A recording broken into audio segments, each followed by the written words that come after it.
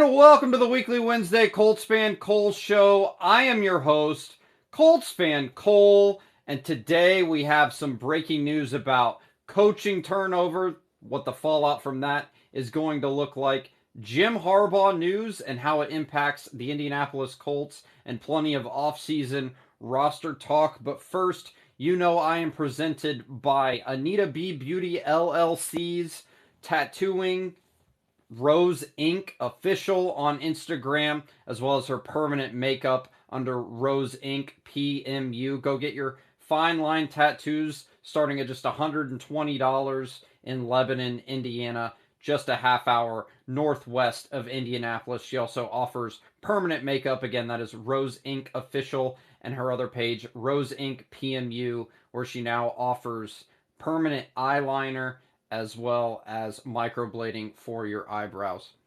So obviously the big news of the day, Nate Ollie, defensive line coach, and safeties coach Mike Mitchell are both out. So official word is they are not being retained. So both of them had their contracts lapse.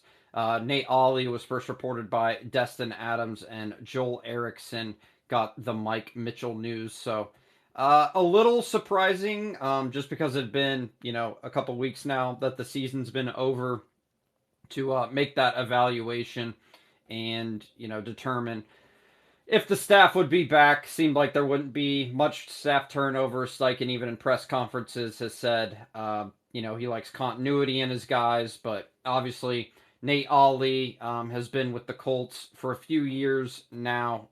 They actually just took him off the Colts website that I had him pulled up, where I was going to give his bio. So a harsh league, but led a defensive line group to pretty decent numbers. I think top five in sacks. I think the word per Destin Adams' source was more so they wanted a new voice to lead him, and maybe have some better personnel switch ups, or choosing who goes where and when on the defensive line. So thank you to Nate Ollie, but he is out at D-line coach. So curious who we'll bring in.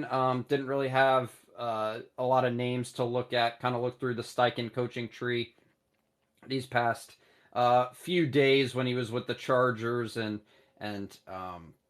the Browns briefly as well. Obviously the Eagles too, and no one really jumped off the page at me to who he would hire at D-line or safeties coach. Again, could be more of a Gus Bradley decision too if we're keeping him, empower him to pick his own guys. Can't really remember the situation revolving around Gus, him coming in. Obviously, the Eberflus staff and then Reich and Gus had an overlap, so I bet Gus kind of inherited some of Eberflus's guys. But again, not off the top of my head for Nate Ollie, but the safeties coach Mike Mitchell actually played for the Colts for a year in 2018. Before that, Pittsburgh Steeler, Carolina Panther, and Oakland Raider since 2009 in the league, and was with the Colts from 2022 to present. So would have had a little bit of overlap there. Obviously, I think the big thing with him is that if you're a coach, you don't want this to happen, is a tweet really defining your Colts career, especially when not a lot of people can name, some of these position coaches. And he had the cardinal sin of tweeting, Michael Pittman, after Michael Pittman's Jr.'s targeting injury, where KZ of the Steelers blatantly with an illegal hit on Michael Pittman Jr.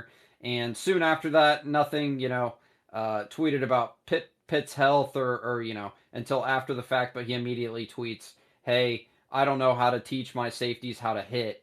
And it's like, well, you're doing something decently right if your safeties aren't incurring 5 penalties each, going into their 6th penalty and having to get suspended for the rest of the season for dirty hits. Again, we've had plenty of discourse about the hit itself after the Pittsburgh game. Is it dirty? Some people chimed in, but you don't want one of your own coaches immediately throwing up their hands and saying, how am I supposed to coach my guys when your best player at that time had a very scary looking injury? So Uh, Good riddance to Mike Mitchell. Nate Ollie, a little bit more of an eyebrow raiser, but makes sense too. Like it seems like the conversation going into the draft is concerning wide receiver and D line and cornerback mostly from what I've seen, which rightfully so. Obviously, we'll get to plenty of draft stuff, whatever you guys want to talk about, and one on ones and group discussion here in a few minutes. But uh, having maybe a veteran defensive line coach, Nate Ollie was a younger guy, and maybe the production wasn't quite there what we had hoped. While the numbers look good, if they weren't necessarily living up to the potential that Gus thought, especially without being very blitz heavy of a scheme, you really need your defenders to get home and have a coach that can put them in at the right times and right positions. So. Um, yeah, best of luck to Nate Ollie, Mike Mitchell. Go to the Steelers, man. You seem to love him anyway, so no love lost there from me on him. 10 more minutes here, and then we get to one-on-ones. If you're new to the show, welcome. First 20 minutes are Monologue by ColtsFanCole. You can catch that now on Spotify and YouTube. We'll try and get it up the same night going forward. So love doing the show. Thanks everybody who always hops on 10 minutes until one-on-ones and then group discussion after. Other news, the former Colts quarterback and last year briefly rumored candidate Jim Harbaugh has accepted a job with the Los Angeles Chargers. If you're new to my account, obviously I was kind of stomping the ground for Jim Harbaugh since week 2 of Reich's last year in his regime. He was a fiery coach. I think will get the best out of his guys. Needed that veteran locker room. So I think obviously we made it out well with Shane Steichen. Love Shane Steichen. Comparing the two in hindsight, I'd still pick, or I would now pick Shane Steichen. Obviously at that time, Jim Harbaugh was far and away my number one. But I wasn't familiar with Shane Steichen's game, and now I am. So Harbaugh too thrives with kind of the veteran locker room, more of the established quarterback. Obviously, he had Alex Smith before going to Colin Kaepernick, so was able to kind of make that connection. Whereas his Colts situation would have likely been a rookie quarterback out the gate, and he's seemingly not the easiest guy or the most understandable guy probably for a young locker room, young offense especially as being an offensive mind, and that's where kind of the Colts went this year with their youth is skill players as well as quarterback. But I think he'll be solid in L.A., but probably not solid enough to get rid of the Chargers stink that is their franchise of historic underperforming. But he only lost 19. I think it was like what 44 and 19. Made a Super Bowl with the 49ers playoffs. I think all but his last year there. So good coach. And we mostly mentioned this. Obviously, he was a former Colt. Obviously, he was rumored last year for the job. Did take a meeting at St. Elmo's. I think I have enough sources to say that. I at least believe what I want to believe.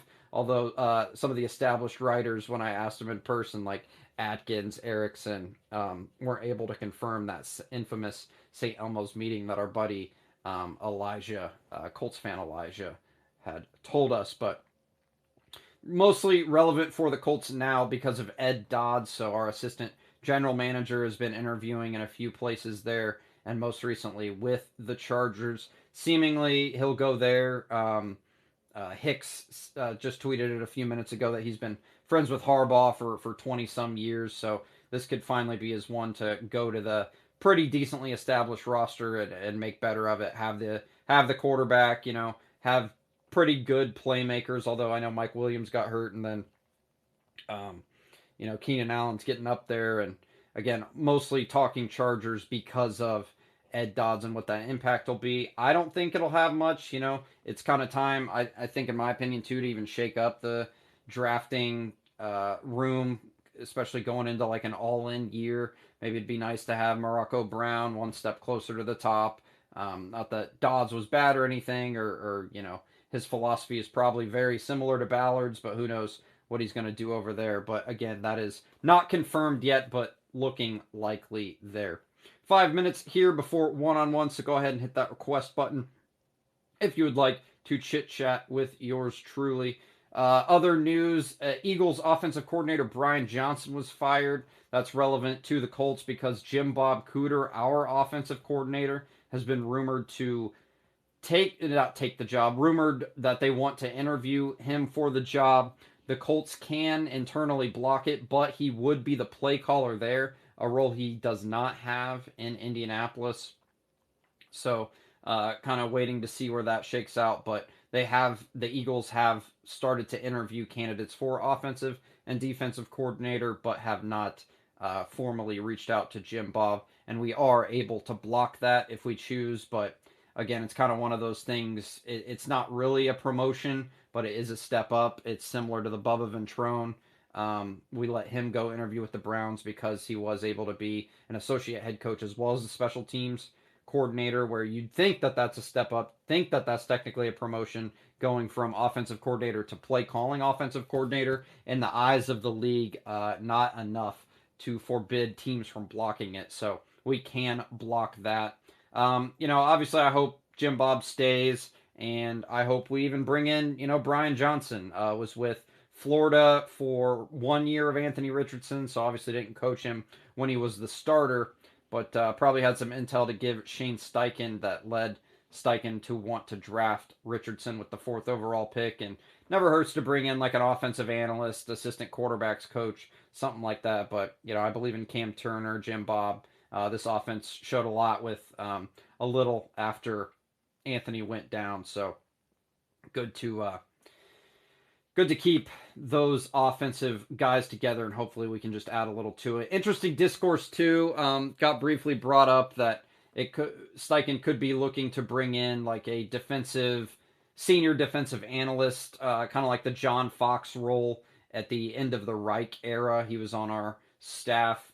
Names for that: Mike Nolan is currently the head coach of the Michigan Panthers for the USFL. So don't think he'd make that switch from a head coach even to a minor league football team, professional football league, but not obviously the NFL or even college football.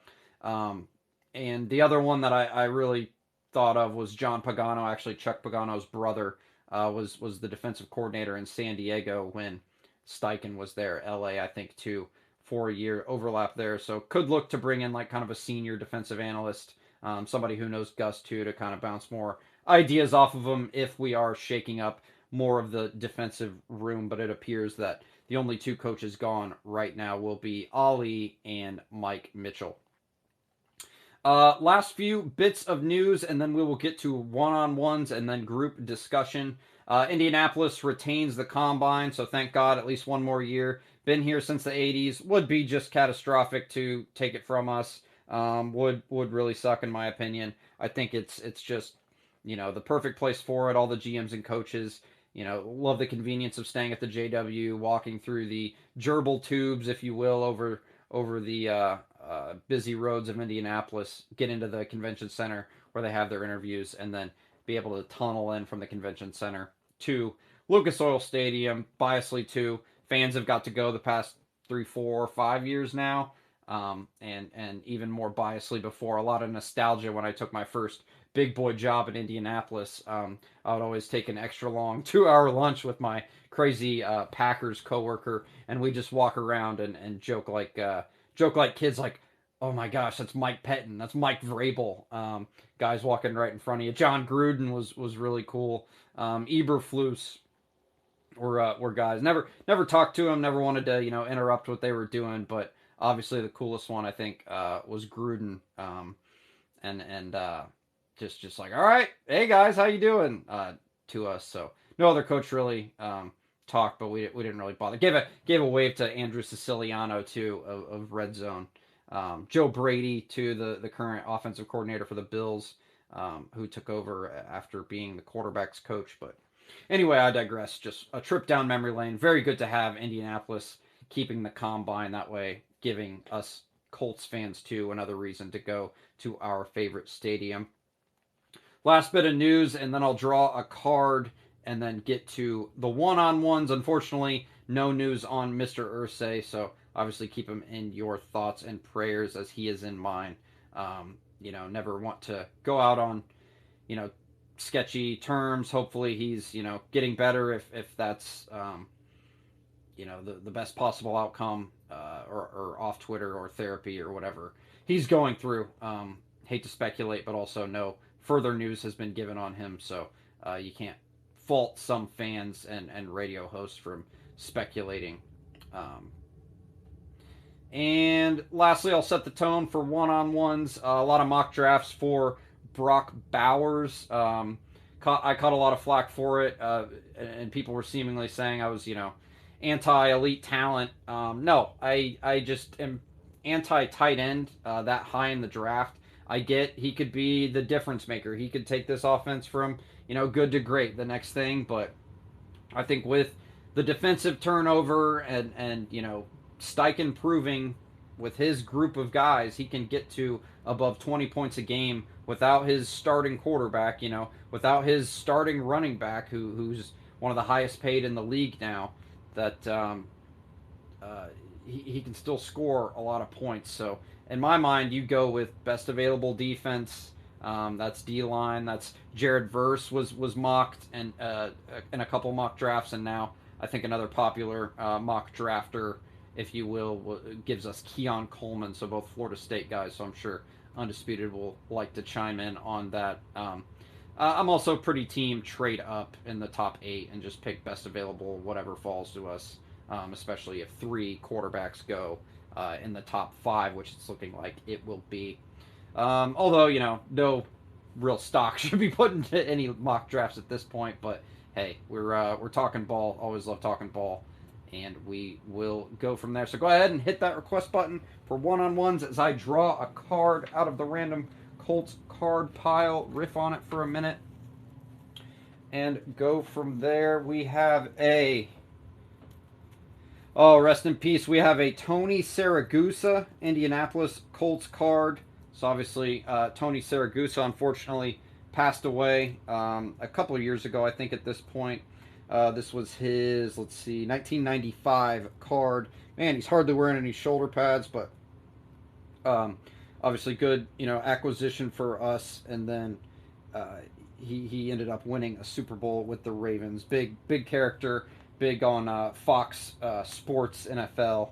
So rest in peace, Tony Siragusa. Cool Colts card there. I will post it in the Jumbotron, and we will not get to anybody. No one wants to request. That's all right.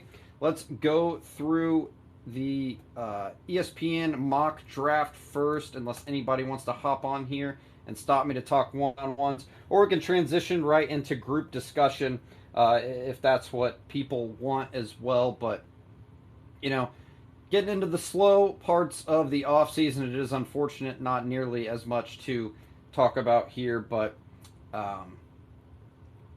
thank goodness, Lifeline. We got CJ, Colts fan, one of the best.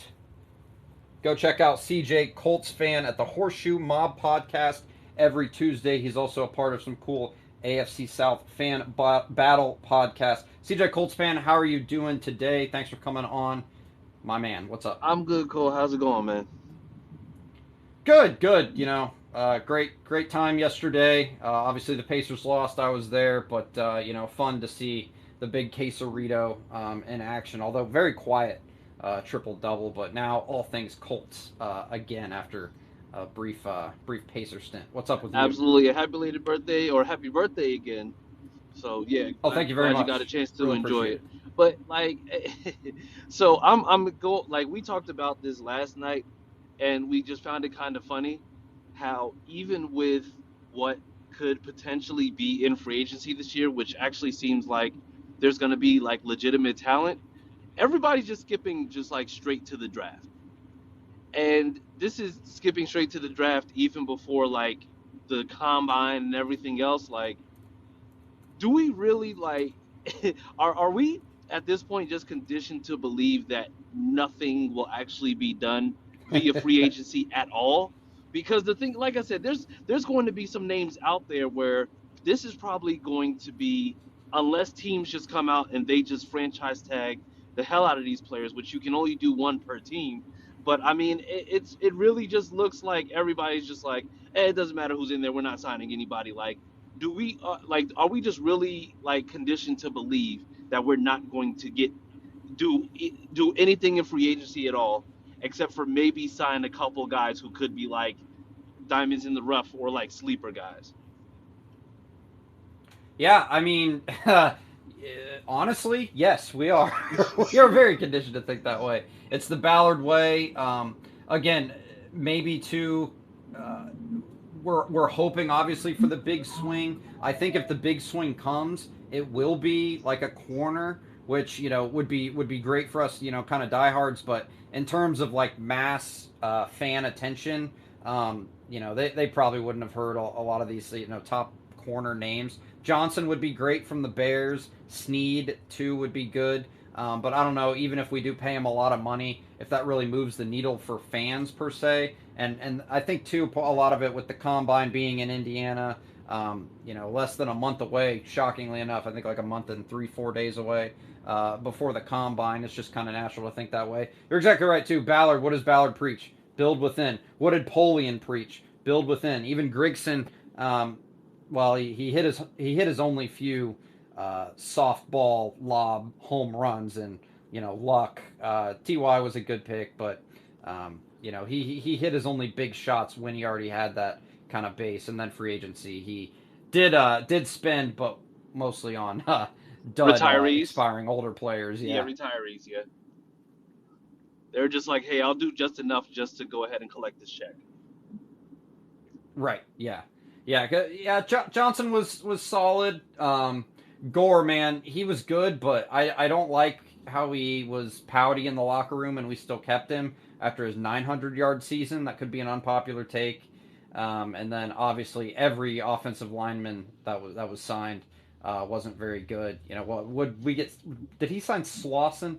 Maybe that was Ballard. But yeah, no real luck in free agency too. That could be a reason why people aren't super excited about it. Obviously, we're probably shaping up to what after we pay. I mean, we're paying Pittman. Anybody who says otherwise is, in my opinion, Oh, not you know, he the should best. absolutely be paid. But I mean, it's just it's one of those things where it's just like now you're looking at like if it like if you're not sold on Brian Burns, then you really are only really focusing on the draft because if he even remotely sniffs free agency, you need to go ahead and have him on a first class jet out to Indy and just say, listen, what do you want? Because like I said, and I'm just of that because we, if we're being completely honest, yes, we can go ahead and we can draft guys and we can absolutely draft guys that'll do work, but we know that there's multiple positions that we're going to need to shore up. And, you know, like I said, I like what he did in the draft last year, but I mean, once again, it's just like we're looking for an edge rusher after looking for edge rushers damn near every year. And yeah, we got Yeah, like some decent production, but it's like just get a guy that you know is just gonna come off that edge and wreak havoc. Like right. right Yeah, now, and we have guys who could possibly do things in games, and you know who are gonna do things here and there. But it's like, come on, like we need world, well, not even world beaters, but we just need somebody who's just like instant impact, not somebody who you hope you're gonna get some good production out of. right, and we've talked, the past few weeks. This really is the all-in time to hit a home run. Like, even if you're not sure Richardson's the guy, if you're that pessimistic about him, like we have no other options. He's going to be our guy for the next 2-3 years. Yeah, I'm very happy about that, but you got to build around him immediately. And I think too, you do sign defense. I would prefer corner to Burns only because I think the draft is a little heavier in defensive line talent rather than corner talent. Obviously, Kool Aid would be fun at 15, but two, we've seen like unfortunately, Ballard and for whatever reason, the defensive coaching staff can't really develop corners. Like remember Quincy Wilson, some of the other younger guys. We had to bring in vet corners. Like let's hope Juju Brents is solid and Jalen Jones is good enough for a seventh rounder. But in terms of playmaking or even very shutdown esque corners, I wouldn't risk it in the draft. I'd rather risk going after a D lineman in the draft. yeah, and I mean, like I said, I think you can. So you can make a case that you can go either way because ultimately, like even like Jalen Johnson is one of the guys that I said it's just like I would love to have on the team. I mean, to me, it's just like even though like I said, the proof is in the pudding when it comes to him being able to play. I think also he's like a Gus Bradley guy because I think he's like 6'1", plays decent enough. I mean, the Bears play they play decent enough in man end zone, but he's also a good press guy too. I mean, it's like I said, it's just like not getting him is it's just it wouldn't be smart. Like I think you like this year, especially off season, needs to be a mixture of free agency and draft, and not the free Hmm. agency where you're just looking to get guys who are 3 year 9 million because oh yeah, like if they do a better than if they do slightly better than 3 years 9 million, then it's just like oh well, you know what, that was a steal. But the thing is, ultimately, we've had guys like that like Samson Bukum came in and was a guy who was able to kind of play both in like play I'm gonna say both sides with playing the run and also playing the pass. But also we're also doing that because of the fact that we got inconsistency from Quiddy Pay. And at this point, like I said, if you're going to go and you're going to sign somebody or you're going to get somebody in free agency, it has to be somebody who's going to replace a name. And we love the names. We love the guys. Like we love Kenny Moore. We love Quiddy Pay. We love those guys. Not to say that they're the same at their particular positions, but it's just like we love these guys. But at the same time, if there's better talent out there, we gotta be we gotta be real about potentially losing one to get somebody who's going to be better in the defense, and we need help on defense. Like we can't afford to just cheap it out the way that we've been doing.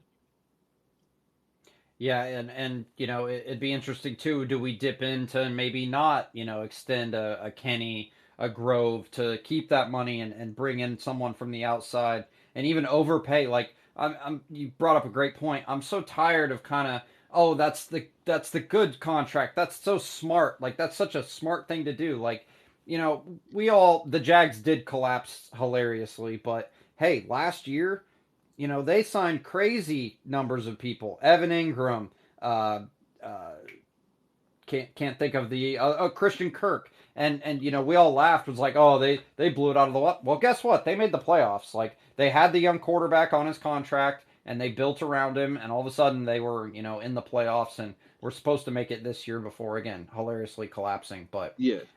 it's time to take the big swings, and this time defense like it'd be great too if we could go big game hunting like a Mike Evans or something, but I just don't see it happening now. So all in on best available corner or defensive end. But CJ, any last thoughts? Got a few more, and then we'll hope to keep you around for group discussion.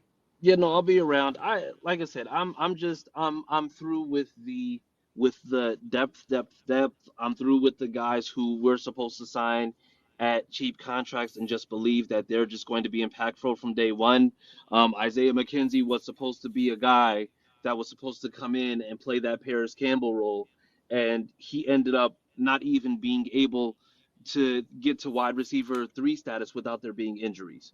So I mean, I think at this point it's just like we need to stop with really just going and just trying to bargain bin our way through this stuff and really just invest in something, invest in corner, invest in end, whatever it is. But yeah, it's just about to like it's just like it's been souring for a while, but now it's just like the product isn't matching what we're hearing.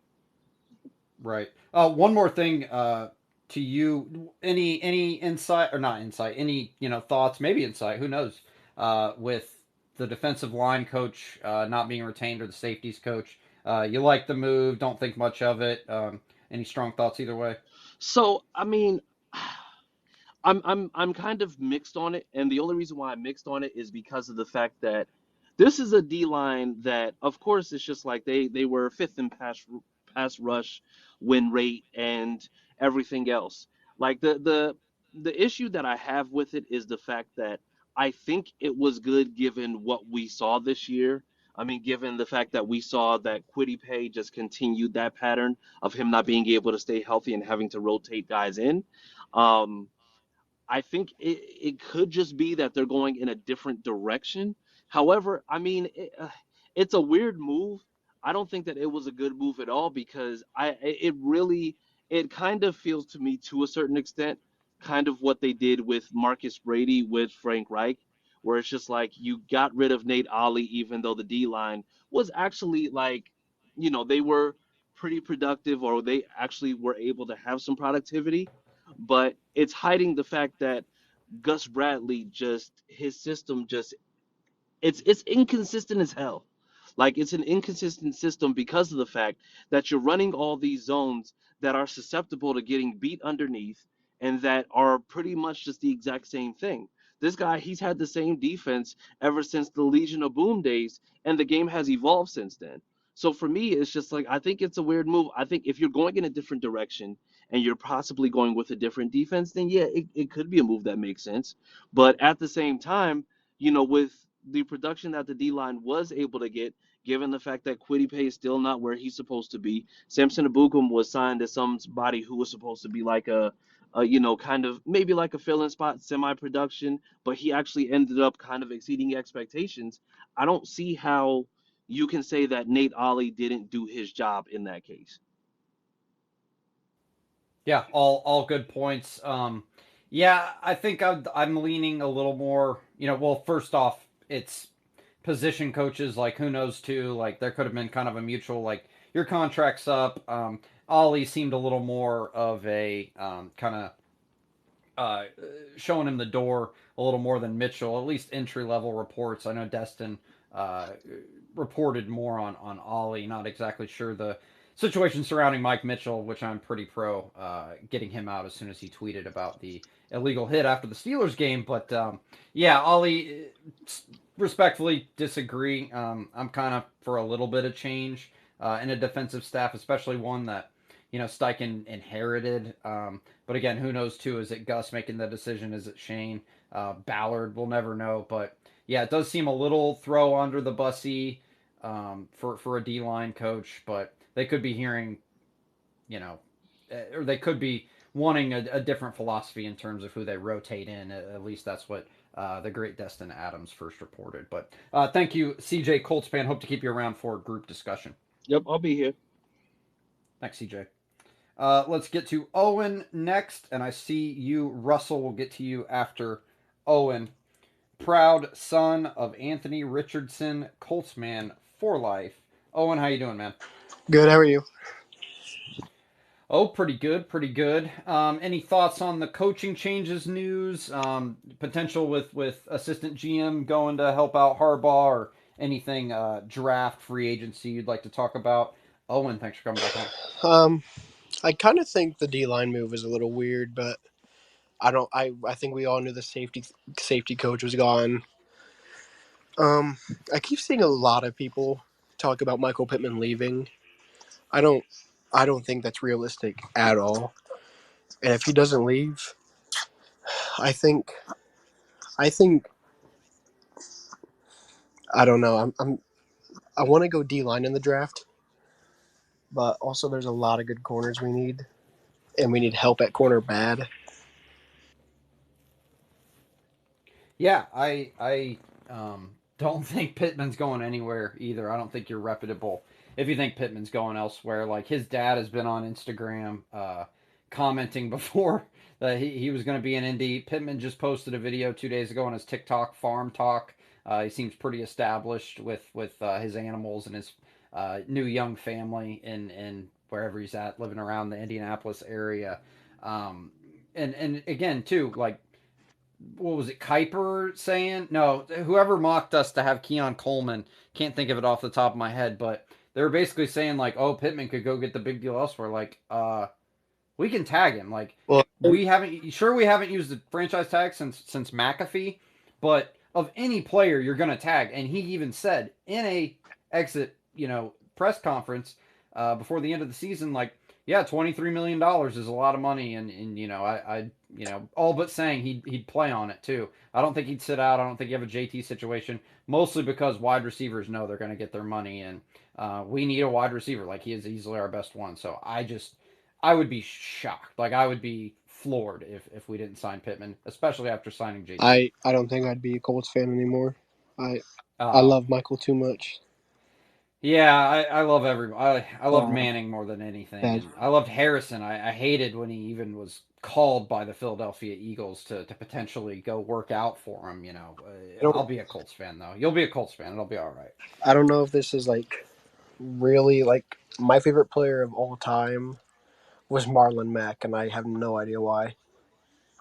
I just Yeah, oh, he was great. It's all about the coming of age, man. Like those fringe players. Like my favorite player of all time is Kelvin Hayden, pick six in the Super Bowl. Like not unsung hero. I grew up in Illinois, fan where my mom and her family are from. So have since transitioned to an IU fan after I cut them a check for tens of thousands of dollars over the last few years, and I'm still giving them money on behalf of the government. But yeah, great.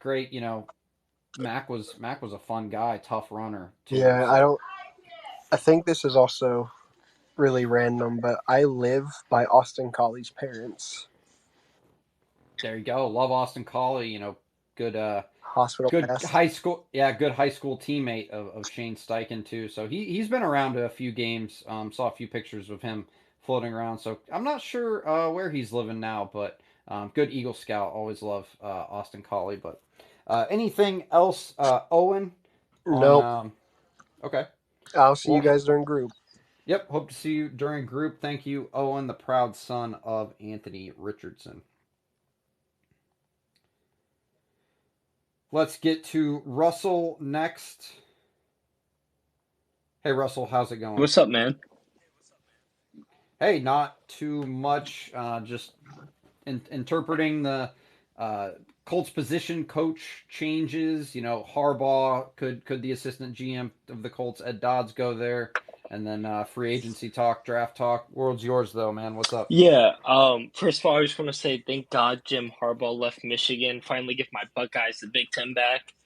And I do want to talk about the free agency, though. I kind of want to continue that discussion you had with Chris. Yeah, sure. So, you guys, I 100% agree with you where I think that it's like now's our time to go get a big name. But I feel as if bringing in a Jalen Johnson or Brian Burns, you're definitely sacrificing Grover Stewart or Kenny Moore, maybe both. And I don't know if that's the move you want to make, especially because you're adding in overpaying because Indianapolis is a slept on city and NFL players aren't, dying to go there. And I just wonder that if like the better avenue would be, what I mean, going out, getting a wide receiver that's proven but isn't going to be expensive. Maybe like a Kendrick Bourne is the name that comes to mind, and a corner, and just position ourselves at pick 15 where we can take BPA, where we don't have to fit a corner need or we don't have to fit a wide receiver need. Yeah, I know that's a great plan. I would prefer corner. I think that's probably the deeper spot, and obviously Ballard, signed Gilmore a little late in the game. That probably made us nervous in 2022, but he's able to evaluate free agent corners decently well. So hopefully we can get one of those guys, pay him a lot. If we do have to overpay, I'm for it. Not my money. Like yeah, I spend season tickets, buy all the merchandise I can. I'm recording this on YouTube as well, as you can see all the Colts paraphernalia behind me if you're watching on the YouTube. But it's it's time to go big swings. Like it's time to go big swings on defense. Corner for sure sign. Maybe a wide receiver. I just don't love it. Like it seems like we never really good free agent wide receiver play, and then draft defensive line is kind of my dream scenario. But I don't hate trading up even to like 8 and getting a wide receiver or best available defensive player. I don't think it'd be corner. I think we could get Kool-Aid McKinstry at 15, even a little lower. But I'm with you in terms of signing and doing more so best player available, and that does leave Brock Bowers up for discussion. Like again, I'm not super thrilled about the idea, but if we go spend a lot of money on corner, and Ballard thinks with the new defensive line coach that we can get home with the guys we have, or at least roll it back one more time with what we have, and go get a wide receiver at 15, then so be it. But I think we're in a good spot going forward to really go big game hunting, unlike any spot we've had in the past few years. Yeah, I agree with you. And I'm a big draft guy. And my dream right now is Verse or Bowers at 15. I just think would be perfect. I think if you get Verse, he's the play over the tackle, and then you can rotate Quiddy and I don't know how to pronounce his last name, Samuel. Ebicom. Yep, thank you. And then you have them kind of do that wide nine rush role because Verse is the heavy-handed run defender, and then Bowers in Shane Seconds' offense is just so intriguing to me. The RPO flexibility, you got that split zone, flat, just a yak monster, and I just really think that he would be amazing. It would also help out Anthony Richardson so much in like development and all that. Yeah, I like it. It's just all about free agency, and that's why I kind of maybe jumped the gun in terms of being so anti tight end in the first round, just because I feel like we need to address other things, and historically we just don't in free agency. So subconsciously, I probably looked through it. But if we go get a corner and sign him for a lot of money, retain Grover, retain Kenny, obviously Pittman's a you have to do that, then go from there. If we get corner, and sure, Bowers would be fine. But I'm more so saying if we do what we usually do in free agency and wait until after the draft to really fill the holes, or at least kind of bargain bin it, then no, I don't want a tight end. I'd prefer another position. But if all the holes are kind of filled, and they go get a tight end, and we're pretty short up on corner, and even if the D line stays the same with Grover, then yeah, I'm fine with Bowers at 15. But again, too, Kuiper mocked him to 5 to the Chargers, so a lot of things to be sorted out, definitely in the pre-combine mock drafts for sure. Anything else, Russell? I'd love to have you stick around too for group discussion. Looks like we have 2 more callers up next. Yeah, you kind of mentioned it, but Dodd's definitely going to the Chargers, right? Yeah, I would assume Yeah, okay. so. Yeah. Yep, him and Harbaugh per Zach Hicks have been pretty friendly for 20 some years. Dodds has been as picky as they come for the GM, or maybe not gotten the call. Again, not confirmed, but could definitely see him getting the call here soon. So would be kind of a loss, but again, too, I'm down to shake some things up, and I'm glad there's some pieces going a little away. Again, nothing against Ollie, more so against Mike Mitchell. But I think a little change is good, especially in the defensive room, and maybe even in the draft room. Having some different voices be a little higher, and Morocco Brown, who's been kind of third in command for a while. All right, Russell. Go ahead. Anything else? No, I was just going to say, like, yeah, good for him. I think he deserves it. Yeah, absolutely. Thanks, Russell. Hope to keep you around for group discussion. Let's get to Robin Hood next. And then I see you Undisputed in the queue as well. So let's get to Robin Hood, Undisputed, and then if no other one-on-ones, we'll get to group discussion. Robin Hood, thanks for coming on the show. Been interacting with you more on Twitter as of late. Good context to your tweets, so good follow there. But what's up, man? How's it going? What do you think of any of these coaching moves? Any of these potential GM moves, or you want to talk free agency draft? Floor is yours, man. Thanks for coming on the show. Robin Hood, go ahead and hit that unmute button in the bottom left if you can hear me. Oh, okay. That's me. You can hear me now? Yeah, how's it going? Oh, hey, what's going on, man? Nah, but I was listening to the discussion that's going on right now, and I do appreciate your interaction too on Twitter. But I was thinking about Neighbors as a receiver on in the draft, but I was really thinking about that defense.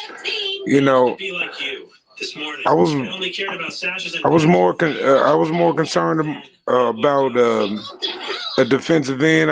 Defensive end. I think that the next Mathis Freeney kind of guy, like Verse or somebody will be really good. But I think the philosophy needs to change altogether. Like I've said before. What would you think on that one? Yeah, yeah. Thanks, Robin Hood. I think while yes, the philosophy. I'll just put you on mute for now. Please come off if you want to expand on any of your points. But yeah, I think Malik Neighbors would be good at wide receiver. I'm down to take a wide receiver early. I think Pierce as the top off the ball, front line speed. If we get in more trips, quad scenarios with a tight end, even have AR, maybe single back, flex JT around. I think the options are really endless, while still not forgetting about Alec Pierce, but kind of seeing too, he's not going to be the pass catcher. He's kind of going to be more of the home run hitter, which is why I'm excited to see him, play with Richardson more next year. But I like wide receiver too. I think if Neighbors is the highest rated receiver at that 15 spot, go for it. I'm down to go up in the draft too. Maybe we'll get lucky. A few more QBs get taken than what we think. Maybe a few receivers fall to us, but I'd be fine with that for sure. As far as the scheme, unfortunately, I think it's a little late in the game to really shake that up. Maybe not unfortunately. I could be in the minority, but I'm more prone to seeing the kind of bend but don't break defense, and it's won us a fair amount of games, not enough to get in the dance, obviously. So that's really disappointing. But um, retaining Bradley, I think, was a fine decision.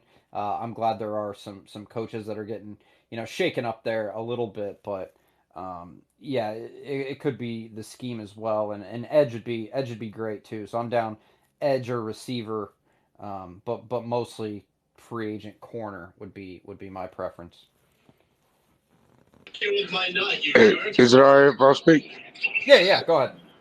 Yeah, but the whole bend but don't break thing, I love me some Tony Dungy. Don't ever do. Yeah, I would never diss Tony Dungy, but I actually kind of hate that strategy. I've always wanted to see a defense that wanted to contribute to the win more than prevent the loss. If you understand what I'm saying, you know, bend but don't break. You're giving away a lot of yards. You're wasting a lot of time with your defense on the field, and defense being on the field is not good for the long term of even a game, let alone a season. Which is why I think a lot of our defenders end up hurt a lot. They don't get off the field. You know what I mean? I'd like to see more of a defensive strategy that when third down comes around, we're looking to make you punt on fourth or take the ball away altogether. Yeah, yeah, I like the intrigue in that, and defensive playmakers are really hard to come by though. Like obviously Shaq was unique in Eberflus's offense, and that was kind of the perfect pairing, right? Like he could generate turnovers unlike anything we've ever seen. Well, at least since the Mathis and Freeney days that you alluded to, but um, I just unfortunately, think that we're kind of in the same spot if we're going to keep the same defensive coordinator. So you can bring in the most aggressive D line coach, you can bring in the most aggressive safeties coach, you could even bring in like a defensive analyst, like we talked about at the top of the show, like a John Pagano or something. But the guy still calling the plays is going to be Gus Bradley, and we know he's not very prone to blitzes. So maybe Steichen gets in his ear and he's like, hey. I've done some reflecting. Like, I'm glad you're here. You're a good coach. You relate to the guys well, but we need to be more aggressive. Like, I'd love to see that too, but I'm not going to lie to myself and think that that's going to happen. But yeah, we'll see what happens though. In terms of getting the guys to a scheme. But Anything else, Robin Hood, before we get to our next caller? And I'd love to have you stick around for group discussion if you're able to. No, I said what I'm saying, but I'll be around for group though. I like your show. Oh, thank you very much. Really appreciate that. We'll see you in a few minutes. Thank you, Robin Hood. And my man, met him in person yesterday at the District Tap. We were both at the Pacer game. Didn't even know it. Both our first game of the season. Honor to meet Ray Love in person yesterday. And as always, it's an honor to have him on my show. What's up, man? How's it going? I was going lovely. I'm at the point now of the off season where I'm just going over some past games this year. Just looking at some things and mesmerizing over number five. That's where I'm at right now. But what I want to say is yeah, Cole, we're kind of I've kind of realized our duo. So it's kind of like you're like the 73 win Warriors, and I'm like KD. So so I'm just a great addition to what you already have built. I Legendary. appreciate that, but Kate, yeah, KD's good, and I'll tell you this: I think I'd have more fun talking to you than KD. That's for sure. Legendary combination, my man. Um, but let me say hey to everyone out there. I even see the top rump ranger undisputed out there listening in. How's it going out there to you as well? Um, but I get on the show and I've been watching the game, the Rams game, and I have the space in my ear, and all I'm hearing is blah blah blah blah blah blah. um, this is my thing, guys. Everyone wants the big name. It looks great on paper. Great on paper. But we want to talk about, okay, he doesn't spend this. He doesn't go out and spend that. So what happens when he goes out and spends those things and then you don't get the investment on those returns? Because there's been numerous free agents, high price free agents that go to different markets and then they ultimately almost kind of fall off.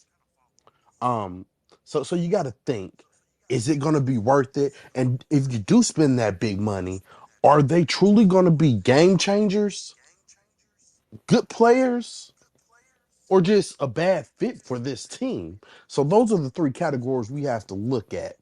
Um, I see one game changer, only one, and that's at a premium position that we need. I see a Brian Burns as being one of those game changers.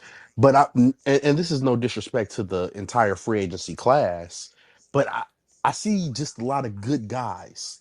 I don't see a lot of game changers. I know another name we want to bring up is Jalen Jones.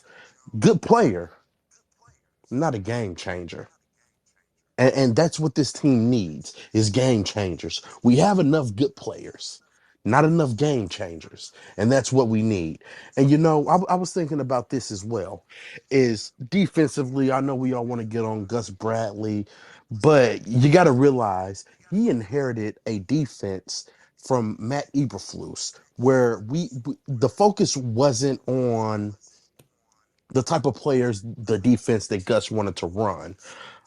Within that Matt Eberflus defense, the predominant positions were the three tech, linebacker, slot corner, and you're filling out all the positions else around those three positions within that defense. Now we have to take this look at it as well. With Shaq being gone, um, I think this defense takes a whole new approach to how they want to build it out and the certain positions that they want to address on defense. I don't, and this is just the belief of mine, and I kind of told you this yesterday, Cole, is that the slot corner isn't. I don't want to diminish Kenny Moore's role, but for me, the slot corner isn't going to be. a mainstay in this defense that they should be trying to run. So I started looking at other positions, outside corner, safety, DN more specifically. So so I think you want to focus on those areas when we're looking at free agency. But just to transition now to go to the draft, we want to talk about we need corner, DN, um, pass catcher. We need somebody who is gonna be a key contributor for the 2024 season going forward. And that's what we need to focus on. We're at 15. Let's get away from position. Let's get away from that. We need key contributors from this draft at position 15.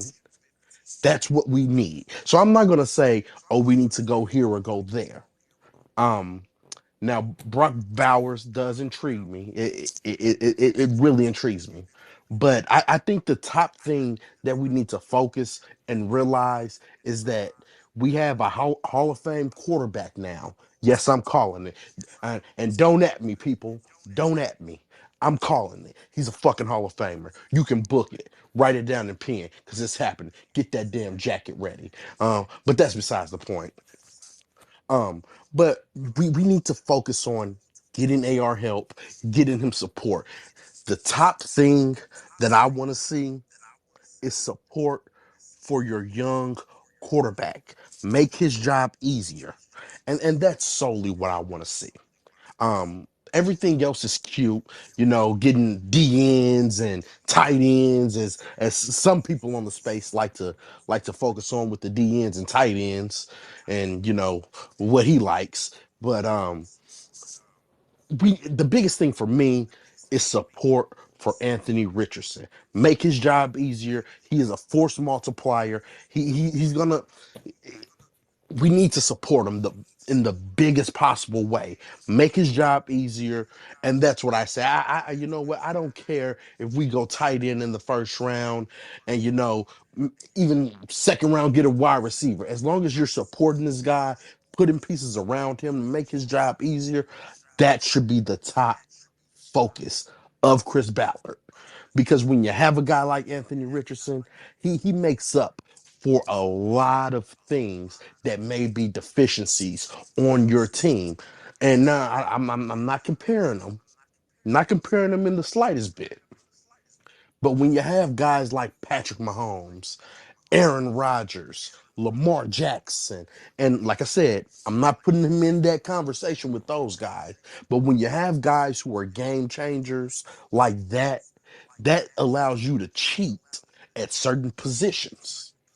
So that's my whole thing. Like I said, all those other positions are cute. Yeah, you want to fill them, but for me, my mindset goes to support, support, support your rookie quarterback, and that's where I stand on the free agency and the draft. Yeah, good points. I mean, like I was saying, I probably jumped the gun a little bit in being anti Brock Bowers only because I'm anti tight end. If we don't have the corner, the D line short up, or at least signing uh, Grover, got to get Pitt. I think a wide receiver could be more valuable to this offense than a tight end, but I get where people are coming from, and again, I'm fine with it if and only if we blow out the bank on corner and the D line is like maybe with a new coach and Grover we can reach for a wide receiver or even trade up for one. But I'd still like an impact edge rusher. I think it'd be a good thing. And yeah, free agency class too. You mentioned Burns. It's always tough to say. I think Undisputed put it in the comments. Um, you think people are going to be free agents like Mike Evans too, and then all of a sudden they re-sign with the team, and you just don't know what that crop's going to be like. Or it's usually smaller than what you'd hoped. But Ray Love, real quick, and we'll definitely get back to you on group discussion. What do you think of any of the coaching moves with Nate Ollie, D line coach, and Mike Mitchell, safeties coach out? Um, I kind of think of it just like you said with the Marcus Brady and Frank Wright thing. The biggest issue was the D line. Some will say, getting to the quarterback in key situations. So that move tells me Gus Bradley's seat is a little on the warm side. Mm-hmm. Because once you start getting rid of certain coaches, the coordinators, their the focus starts to shift towards them and saying, okay, it's not me, it's them. So watch me make this change and you'll see the improvement. So that's what that kind of signifies to me. Now, of course, I don't know the entire situation, but that's just where my mind instantly goes when I see a positional change like that. When it's not a the top defensive coordinator, it's one of those positional coaches. Um, but yeah, let me just say this too. Sure. I'm watching the game here with the Rams, and I think he was in an RPO, and Richardson took the ball for a good what 15 to 20 yards. Oh my gosh, it was beautiful. This guy is so agile, fast, nimble, quick, whatever adjectives you want to use. This guy is the truth. Oh my gosh. He's the type of guy that makes a grown man moist. I'ma just say it, guys. He is. I can't wait till next year. I'm pumped up, man. I need to inject more of this into my veins. That 9-minute video that the coach posted Oh yeah. earlier today, it wasn't enough, man. I could watch this guy play ball all damn day. All damn day. Yeah. Oh man, let's hope we get 20, 21 games next year out of him. Ray Well, Love, please we're stick gonna around. get about 20 to 21 games out of Anthony Richardson next year. Oh yeah. I'm calling it. And That's I'm not including preseason, no if saving you the catch my preseason. drift. Right. Taking it all the way. Appreciate it, Ray Love. Again, just as awesome and velvety smooth in terms of his words on air as he is in person. Great to meet you yesterday, Ray Love. Hope to keep you around for group discussion. Oh yeah, you know it. Let's get to Undisputed, and then I see you, Augustine. Also, thanks, Augustine, for clearing up. Yes, indeed, it was the team moving on from Ollie, although I think his contract did expire as well. But first, we got Undisputed on here. Undisputed. News of the day, obviously, the coaching changes.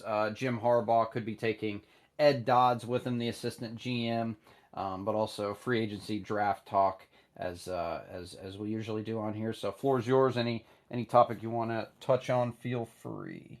Let's see, look like he dropped out, came back on. Undisputed, go ahead. I think we have you.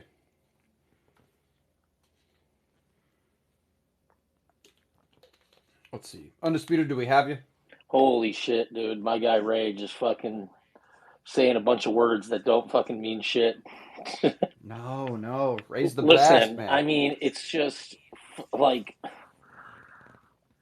dude, I don't know. Like this whole like just like coddling to Ballard's like passive, just we'll just see who falls, trade back, don't be aggressive, just never, like it's never gonna get you anywhere. Anthony Richardson is not carrying you this team by himself.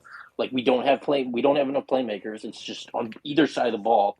Like you could say force multiplier. It doesn't mean jack shit. It's the stupidest bullshit. Like I can't stand it. You talk about Hall of Fame jackets, dude. The guy's got to finish 2 games in a season first. Then let's slow the roll.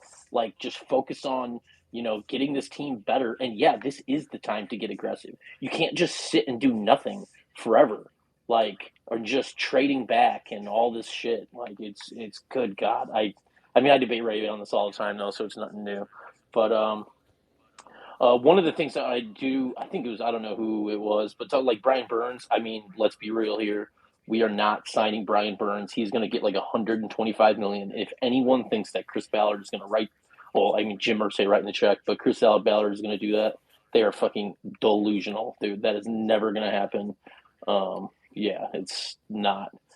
Because we like our guys. Yeah, We like our we like our, brand. yeah, it's just that same fucking bullshit, dude. Now, like, I would love for us to like, and Ray, if you're gonna say someone isn't a game changer, at least have their name right. It's Jalen Johnson, not Jalen Jones. Um, yeah, but What else? Yeah, the defensive line coach. I mean, this kind of just signifies that everybody. Wait, who's got the echo? Was that you? Yeah, I don't hear an echo. Give me a thumbs up if you can hear an echo, guys. yeah, I hear myself. Here, I'll go on Oh, mute. I mean, it's fine. But yeah, like I mean, I've been trying to tell. I mean, I'm glad people are finally. I've been preaching defensive end for 2 years, and I'm glad every week more and more people are bringing it up. It's glad that my teachings can, land on people. But yeah, it shows that the defensive line was not what people thought it was. Everyone wanted to point to sack numbers and blah blah blah, and thinking that they were this and that, and like it's not consistent. Actually, I seen in the group chat today that it was like are all these sacks the majority of like Deo, um, Pay, Abucom, like all their sacks came in like a 6 game span, where the majority of the team sacks was, and then it was like the other 10 games, it was like half of what it was in those 6 games. Like it's just we feasted on bad teams, and I tried telling people that, and that's probably why the decision got made to move on there. And I do agree with Ray that Gus Bradley's seat's got to be getting hot if he's trying, if they're trying to be making moves at certain position group seats and whatnot. Like it's got to be getting a little nervous for him. But let's see what else. I'm trying to think.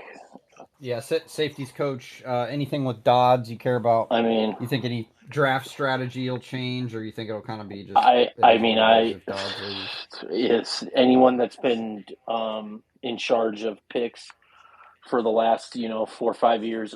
Good riddance. I really don't care either way. I don't think it's the end of the world. And then Uh, one more for you. Obviously, the Kuiper Jr. draft came out. I think the other one, I can't remember who did it, had Bowers coming to the Colts at 15, but Kuiper Jr. probably a little more accurate, although he has just been absolute misses with the Colts here recently. But Harrison Jr. 4, so well off the board. Brock Bowers 5, Neighbors 6, and we've been kind of mocked a few of those guys. So actually, interestingly, at 15, and then I think it's 19 are two of your Florida State guys. So I'll so let you pick. so Keon, they have us taking Keon Coleman. Mel Kiper does, but would you prefer Keon Coleman or Jared Verse? I know you're yeah. D end heavy, especially if nothing gets done. But of the two, on raw talent or productability, who could produce better? Which do you prefer I mean, in that aspect? I'm so I think real quick though, one just before I forget, one of the things I think people were misunderstanding your like. So you were saying like your whole Brock Bowers thing, and I noticed this, and I was gonna DM you, and I fucking totally forgot. But I think what you were saying you wanted to go defense over a pass catcher, and I think people were assuming that you were specifically mean like I mean Brock Bowers is damn near a receiver. I mean he can do everything, but I think people were saying that you were just downplaying the because of his position, not so much as saying that like that you didn't want to pass. Like they were thinking that you would value a wide receiver over a tight end. I think. Do you get what I'm saying? Like there, but you were actually meaning like you wanted to go defense, which is the correct take, by the way, for all you Wow, did you hear for that, all you everybody? people that are think we should go wide receiver or something in the first round, or think that like it should just focus all. I mean, I even had someone in the my replies today tell me that the defense isn't actually a problem. It's just the offense that is causing the defense problems. I was fucking Yeah, the one that scored I 20 yeah, points a I was game over. I felt like you, though, after tweeting that tight end tweet, dude. There were people up my yeah. absolute ass. I was like, geez, guys, like, for God's sake, it's not even the combine yet. Yeah. They're already wanting to kill me over a draft take. I feel like it's Levis versus Richardson, and we're talking about a fucking tight Yeah. end, for No, I God's know sake. like I mean Powers is damn near a tight end, or I mean a wide receiver you can line up at tight end, but if I had to choose, obviously I'm going. I think both Jared versus Keon Coleman are obviously going to be great. I think all of the top four receivers are going to be great. But I'm. This is a generational wide receiver draft. I don't think I can ever remember. I mean, there's four top tier. Then there's like the next like four, maybe five guys are like still a very, very, very good tier. So I can't like I've just said for I don't know 3,000 times like Max Crosby's don't happen very often where you find them in later rounds. Get your edge, get Jared Verse, um, and if you get a Brian Thomas or any of them guys then in the second round, dude, it's still a win. But I say we still. Everyone wants to talk about trading back. I've seen Blue Stable maybe. Oh, I've seen some podcast accounts and shit saying do we trade? And I assume that do we keep it or trade? I assume the majority of people are talking about trading back, which is just. I thank you, Cole. God, we finally can just yeah. so. It's time. It's It's time to dude. swing. The roster's there enough. Like even if we don't go end, if we trade up and get one of the marquee receivers, I'm all about it. Like as long as we sign corner. Yeah. That's mostly what led to my tweet because it's kind of the realization of I would love to sign Burns. Yeah. We're not going to do it. I think more valid we don't do that. If we don't fucking spend 10, 20 million annually on a corner Yeah. and we're gonna roll out the undrafted free agent guys damn near and Juju Brents we have, I'm gonna be pretty pissed off. Even if we take Kool-Aid McKinstry at 15 and stay there, I'm definitely still worried about the cornerback room. And we haven't been good at developing corners. So you hit the home run, Yep. you take your free agency shot in the corner room, over fucking pay, you pay Pitt, you pay Grover, and then you have freedom at 15 to even take a Bowers. Even keeping the D line room together, which I'm not a fan of, but you can still spin it to me because I'm the team optimist that we're getting a new D line. Yeah, coach. to me, it's like you can't go sign Brian Burns and sign a Jalen Johnson. It's not happening. You're not going to be able to sign Pitt and Grove and all these people. It's just not. Right, the money Kenny. is not there. Brian Burns is literally, I've seen it, that his estimated contract is going to be like 5-year, 130 million or something. We're not doing it. So that's why I just say Brock's had said it also like your biggest need you sign there. Get a vet in the room. There's been so much miscommunication. Go get Jalen Johnson. That's not going to cost near as much as defensive end. And then you can get get a defensive end on a rookie deal, and actually get a pass rusher. Like it's always been trying to draft these run stoppers, that didn't really have good production in college, and then you think we're going to change them or develop them into pass rushers. It's never fucking worked. So I'm glad. I hope that if that was fucking Ollie's strategy, I'm glad. Good riddance. See you later. But yeah, so that's going to be and I am team. Listen, our second pick. I don't know what is it, 44 or something, or what is it? Yeah. Something like that. Yeah. Dude, one of those top 4 receivers is going to be there at 15. There's just way too much talent in the first round. And you see them all as the same tier. Like you don't see it worth to trade up if we're going wide receiver. No, so I would personally try to trade your second pick up, maybe into the first round, like if you could. And you're either trying to get that whoever the fourth one picked is of those big 4, or then just try to get one of those other ones. Those next couple guys that are all very good. So, sure.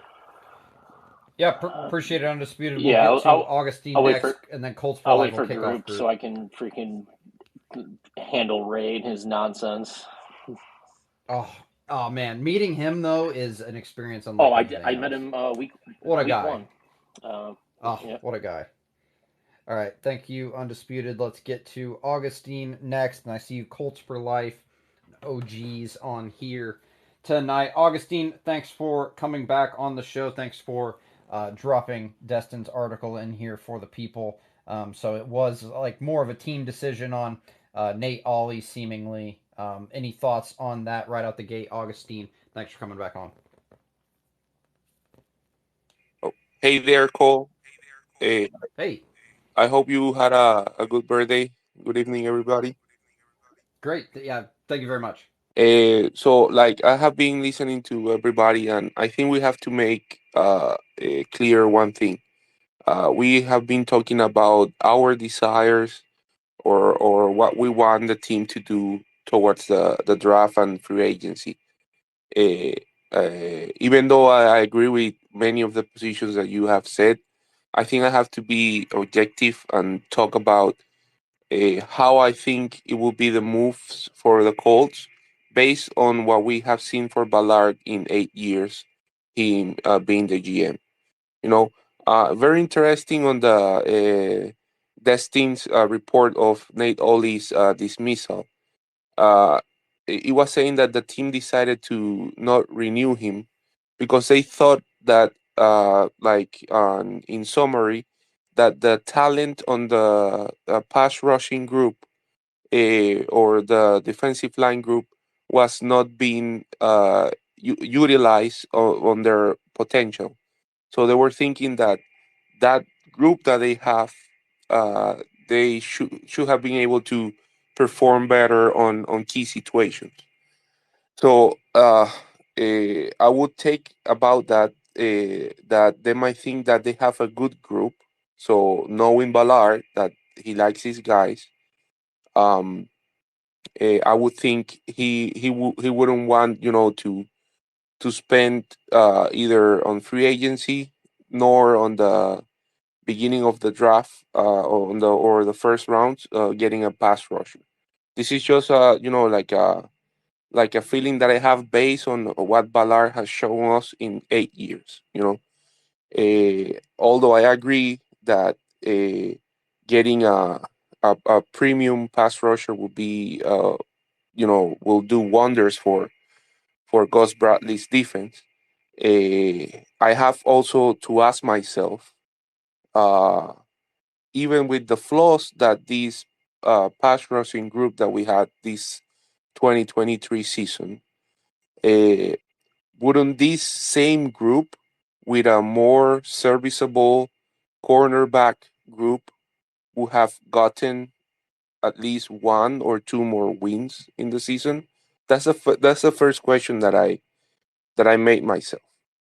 And given the fact that Ballard, with the suspension of a oh, I forgot his last name, the one that was gambling, the corner, Oh, yeah, Rogers. Yeah, Rogers, Isaiah right? Rogers. Say Rogers was gambling, and then Flowers getting injured, Juju Brent sometimes getting injured. It wasn't addressed. I would think that if we had more serviceable or at least average or above average cornerback depth, I think the Colts would have won a couple more games with the D line that we had, and despite the flaws that we had on the pass rushing group that already undisputed has been saying about having more of the sacks and pressures on 6 games than on the other entire 10 games. That's my question first. So uh, in that case, I would think like if Valar thinks with that group of pass rushers, he will keep it. What he would do on the draft? I would say I would think. Um, on that case, I would think that on the other side of the ball, like we for sure we have to resign Michael Pittman. On the worst case scenario, the Colts we just put the tag on him, so the franchise tag. So I don't think he will go anywhere. I'm not worried about that. But at the same time, if you remember when Steichen was coordinator with the Eagles, his offense was heavily supported with tight ends. He had a Dallas Goddard. We don't Colt The Colts doesn't have a Dallas Goddard. So I think it wouldn't be insane or crazy to think that they will go to get a game changer in on the tight end position that it's also good, has skills as wide receiver. You know, but again, I compare it to the need, which will be a defensive end on Jared Burrs that has been projected so many times to the Colts, and I will say like which like Jared Burrs will be like the need, but when on the first round, are you going more about a need or about getting a game changer? Like which one for the Colts itself will be like a higher a game changer? Either Jared Burrs on the defense or Brock Bowers on the offense. And I think that will be the question that the Colts scouting and staff will be, trying to solve before the draft coming on April. That's a good problem to have, but at the same time, like, um, there's things to be addressed. I think it will be very important to try to sign a premium cornerback.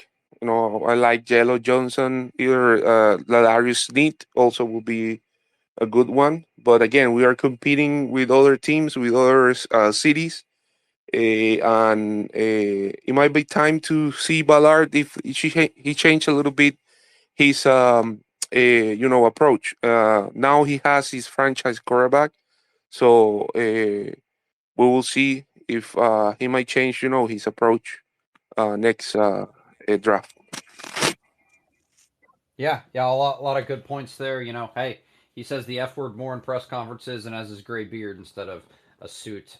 This space was downloaded via spacesdown.com. Visit to download your spaces today. But yeah, no threat of him losing his job at the end of this presser. So, but there is a threat of him losing his job next season if he sits on his hands and doesn't spend our money. Obviously you got to take care of Grover, Pittman, Kenny, probably, that a few others before getting to the opportunity to sign a big name corner. But then go do it, man. Like, I don't care if it says on your chart you're not going to spend over this amount of money on this position or this player due to his age, whatever. Like, you got to spend it, man. You got to shore up the corner room. And you brought up a good point, Augustine. We were kind of roundabout way getting to it, but you kind of hit the nail on the head with, like, does this D line room and what Destin reported of, they didn't think Ollie was making the most of the guys' potential, essentially. Does that mean we're not going to draft, D end with the first, pick? And a lot of the mock drafters don't see us doing that. Obviously, if Bowers falls to 15 and we're confident enough in the D line room and we sign a corner, like, I can live with that for sure. I would prefer a wide receiver just based off position, but I get where the Bowers stands are coming from. It's also, again, a month and a half before the combine, and we don't know anything. So, I trust the reporting that came out, but also it could have just been, Ollie wanting to leave the D line coach. But yeah, it did seem more of a team decision. Same with safeties coach Mike Mitchell, former Indianapolis Colt for a year. So we have to respect him there, but he was also a Steeler for longer. So go back to Pittsburgh, my guy. Yeah, Augustine, we'll keep you around for group for sure. Let's try and get to that. So let's get to Colts for life real quick, and then love to have you back on, Augustine, for group discussion after Colts for life, hitting that kind of 10 o'clock sweet spot. Colts for life, man. Thanks for coming back on the show. An OG on here. If you don't know Colts for life, he was literally the only one on my space after the Texans game. However many, gosh, was that like a season and a half ago now? At the end of that Texans game. So fun times there. Not really, but thanks for coming back on Colts for life. What up, man? How's it going? Hope the birthday was lit. Thank you very much. Really Yes, appreciate sir. it. Definitely was. Of course, that's awesome. No, so I'm just gonna come in here. So first thing I have to say. So I think two things can be true. One, personally, I would like us to go offense. Are we gonna go offense though? No, I don't think. And I mean, I guess I don't mind defense. Don't get me wrong, but I mean, I definitely think that we're gonna go Ballard. I think Ballard stays at 15. I think this year you're right. It's too risky to trade. I mean, I understand the argument for wanting to trade back at the deep draft class, blah blah blah blah blah. But like you said, it's time to kind of we've talked about it before. Kind of put your nuts on the table, bet that shit away because I mean he is ultimately running out of time. And I'm a Ballard stan, you know this. Like last year, shit, I was one of the only people that was like 10 toes down, like stay the course, don't worry about it. So I mean, I think this is the year though that is definitely make or break. That being said, I think there's a lot of things that determine it, right? I mean, like you said, we're a month and a half away from the combine. Like a lot of shit can happen. Like you hit free agency and you're signing a bunch of dudes, and all of a sudden draft needs become not needs. You know what I mean? Like, so I think everyone needs to kind of calm down.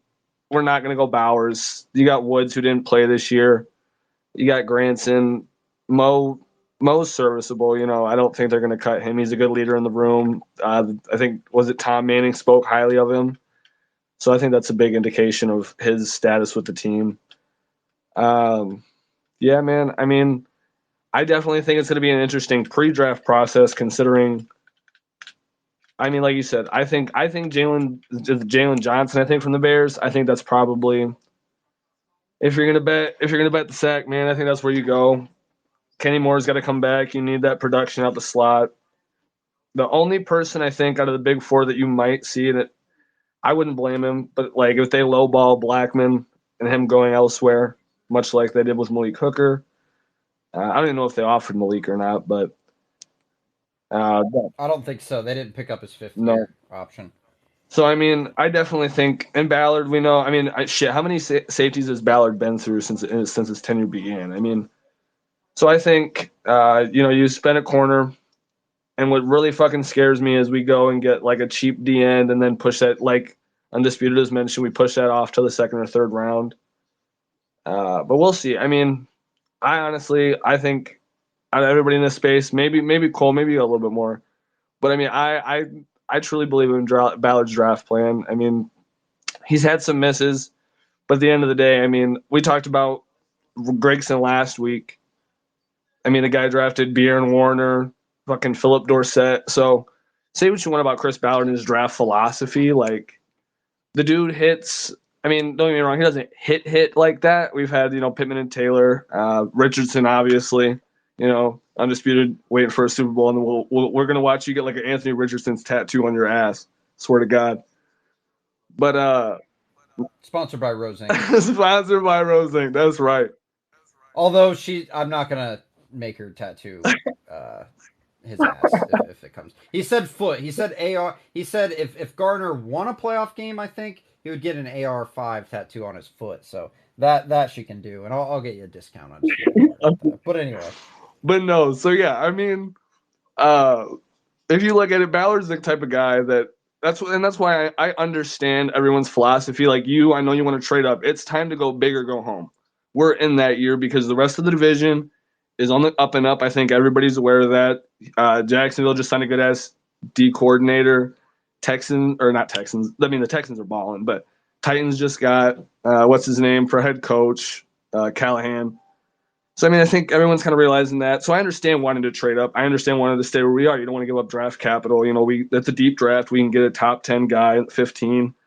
And honestly, I understand wanting to trade back. And if Ballard did, I would not be surprised because it is a deep class, stock up picks.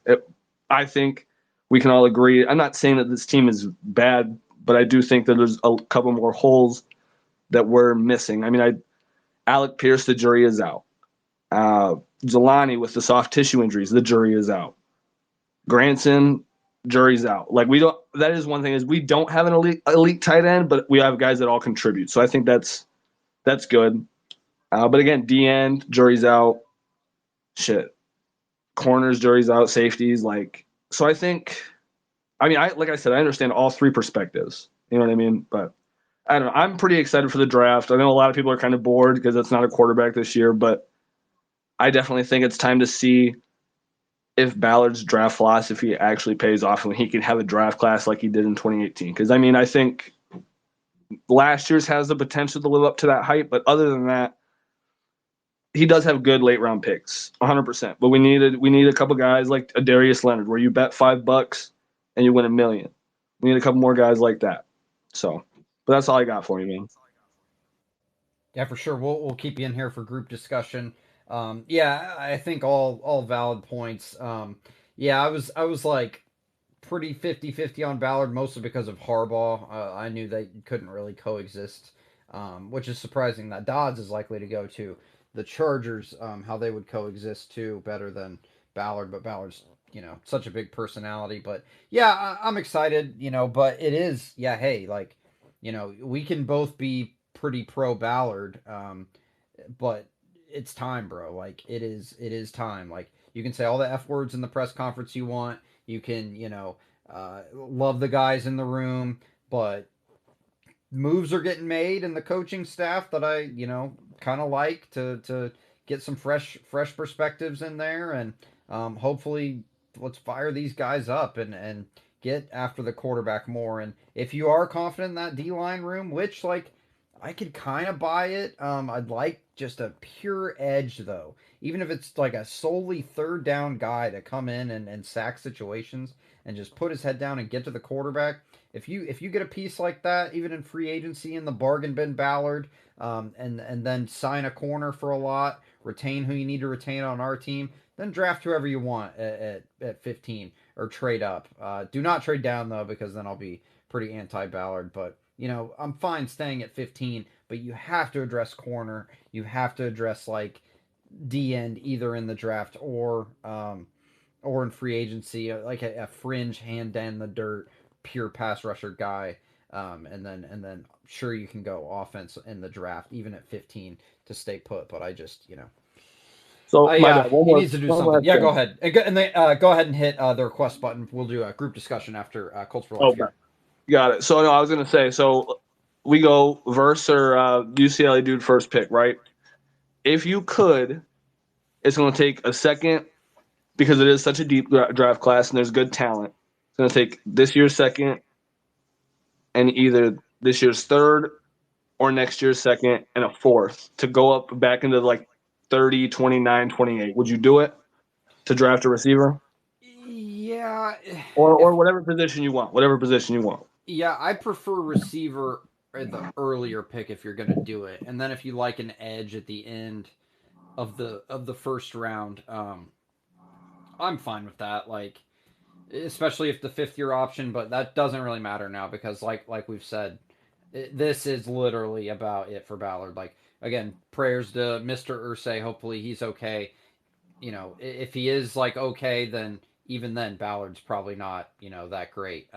If he's transitions the role to his daughters, then who knows what they would do in terms of keeping Ballard if he underperforms in this seemingly perfect situation that we've seen across the NFL in terms of rookie quarterback, veteran team, our O line's veteran, our weapons are now going to be veteran with JT and please God Pittman Jr. And then like a pretty well built defensive line can add to it hopefully. Solid leaders in the linebacking room and good enough I think in the DB room if you sign a corner to make that decision to trade up. But yeah, it's fine. It's just in terms of naming names, I still gotta go through that process for sure. But if he's confident, then go for it. But you have to address corner and free agency above all else, in my opinion. For sure, for sure. Sounds good. Appreciate it. Colts for Life. We'll keep him in here. And go ahead and hit that request button while I let everybody in for the group discussion portion. Go ahead and hit that request button. Group discussion now live. Got Augustine. We got Undisputed. We'll start off with these three. I think Augustine made a good point. I'll add you in here, Rob. Obviously, the news of the day is the coaching changes. D line, Nate Ollie, reported by Destin Adams that it was more of a team decision than his contract lapsing, which that was obviously part of it, but they could expect more. I guess my question to start off group discussion is are you confident enough with getting like a lower mid tier free agent DN signing and then going into the draft, maybe looking at corner? Or are most people like me where we have to address corner in free agency? And then if you're fine, getting like a mid level signed, I don't know, $4, $5, $6 million a year type of DN to bring in, then that opens up, the draft completely for me. But I'd prefer corner and draft an edge still, in my opinion, even with the defensive line news. How about anybody else? Undisputed had his hand first. Go ahead, I just want Augustine. to say that if Ollie getting fired was just a scapegoat, and them saying that our pass rush is better than what it was, I actually hate Chris Ballard even somehow hate him even more than what I did before, which would truly be impressive because I just generally think he is absolute dog shit, and I don't care what Ray wants to fucking meat ride for him with his DNs and tight ends. Only because he didn't take Levis. Let's be honest. Let's put I've let's put it out there. Let's put it out there because you've been talking shit all day, man. wait, You've hold been on. talking that shit all Hey, day. hold up, Come hold on. up, hold up. I'm not I'm just gonna saying. talk. Okay, I don't want to talk about we'll wait Levis. to jump into that. I don't want to We'll talk wait to about, jump into it. but Cole can back me up, and I said even pre-draft, even if Ballard had taken Levis, I still wanted him fired because I wouldn't trust him putting the pieces around him. I was consistent about that, and Cole knows that. I was consistent about that the entire time. I've Yeah, he's annoyingly hated Ballard more I've than any human I've has wanted mentioned Chris Ballard Ballard. gone for long before this fucking draft cycle. So All right. Well, one thing yeah. at a time. I'm sure this will devolve into Ballard talk as it always does. But first things first. Yeah. Question to the group about the coaching turnover. Does that kind of change your opinion in terms of needing more on the pass rush side? Go ahead, Augustine. Yeah, as I was saying before, like what the report was pointing out is that they were thinking that Ollie was not using the D line group to their potential, So that could be telling us, again, this is just assumptions, but that could be telling us that they will think that the group that they have might be able to, they should be able to get more from them. And also, that also comes with the question that during this season, even though, and I totally recognize it, that the group had its flaws, wouldn't this same D line group with a average to above average corner group would have gotten the Colts at least a couple more wins? That's a question that I'm making myself, and I will lean towards to thinking that they might have been able to win a couple more games and being in the playoff, despite the weaknesses that our pass rushing group had. I don't know, what do you think about that situation? Yeah, definitely Cleveland, obviously. New Orleans was weird. It was more of like a shootout. Maybe that one, but New Orleans seemed kind of like a lost game. I'm trying to remember the Rams, how they scored us in the first half of that game, but I was more so mesmerized by the comeback. So actually, Ray Love might have a little more on that one. Go ahead, Rob. Oh, okay. Just really quickly. Um, I'm second half, 2:58 to go. Okay, yeah. In the first half, was it more of corner play? How did we kind of jog my memory? It How did was we Puka let up the killing us, points? remember? So probably corner Yeah. play. But like Yeah, but Yeah. the last play of the game was a miscommunication between the cornerbacks, and Puka got wide open in the middle. but just saying that that if the corners were good, we would have played better doesn't mean that the defensive line and specifically edge is not a massive problem. I don't know where Okay. the Let Well, me it, the it let wouldn't me let be me But get I'm it, in not here. saying it that. wouldn't be That's the thing. massive. I'm not saying Let, that. What I'm saying is that what the question is that despite the flaws of our defensive line, with an average to above average corner group, will we have a couple more wins in this season? That's the question I'm just okay, let me asking. yeah. let me let I'm me not touch saying that. I'm Let not me saying touch that that the really D line. quickly. Yeah, sure. Um, so here's the thing. there were multiple situations where the D line maybe showed up on second down and maybe took the offense out of position and made it a maybe a third and long. And then come third down, we had breakdowns in our secondary where they were converting these third and longs. So I take this approach from it. If our secondary makes those stops there on third down, this defensive line looks a whole lot Oh better. my But goodness. since hold on, man, hold that shit on really quickly. Um, so if if our defensive backs get that done, we look differently at this defensive line, I think. Um, but since the defensive line didn't get there on third and long, it makes things look completely worse. So I think, just like they always say, it's rush and cover. They run in unison. So if one doesn't show up, it makes the other one look more worse than what it is. I mean, see what had happened was, see the sun was in their eyes, and like that's why, like it's just like, oh my god, Only when the roof is oh open. Only man. when the roof is open. Well, yeah. Well, if Rogers didn't gamble and Flowers was as good as, kind of build, which I have my hesitancy about, and Juju came along quicker, then potentially the D line could have gotten home a little more, where there were some egregious, uh, misplays by our secondary. That's undeniable. But in terms of, does it take us from like, good to great defense? No, probably like average to above average, maybe. But not like a tantalizing defense where we're winning, championships And with that yeah, defense. and I would again, say. I'm just saying, I agree that the defensive line has its flaws. I'm just trying to be able to think objectively based on how Ballard has been, going into free agency and the draft.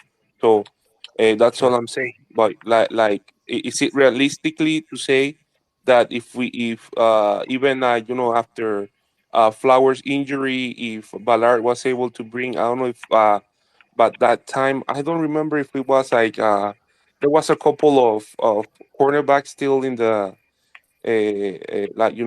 free agents Mm-hmm. that could he have brought those ones and at least be like more serviceable and getting us a couple more wins that would have put us into the playoff? That's a I think that's a valid question. Yeah, he Yeah, could I have, but think he's I think dog it's shit. right. I think it's right for sure.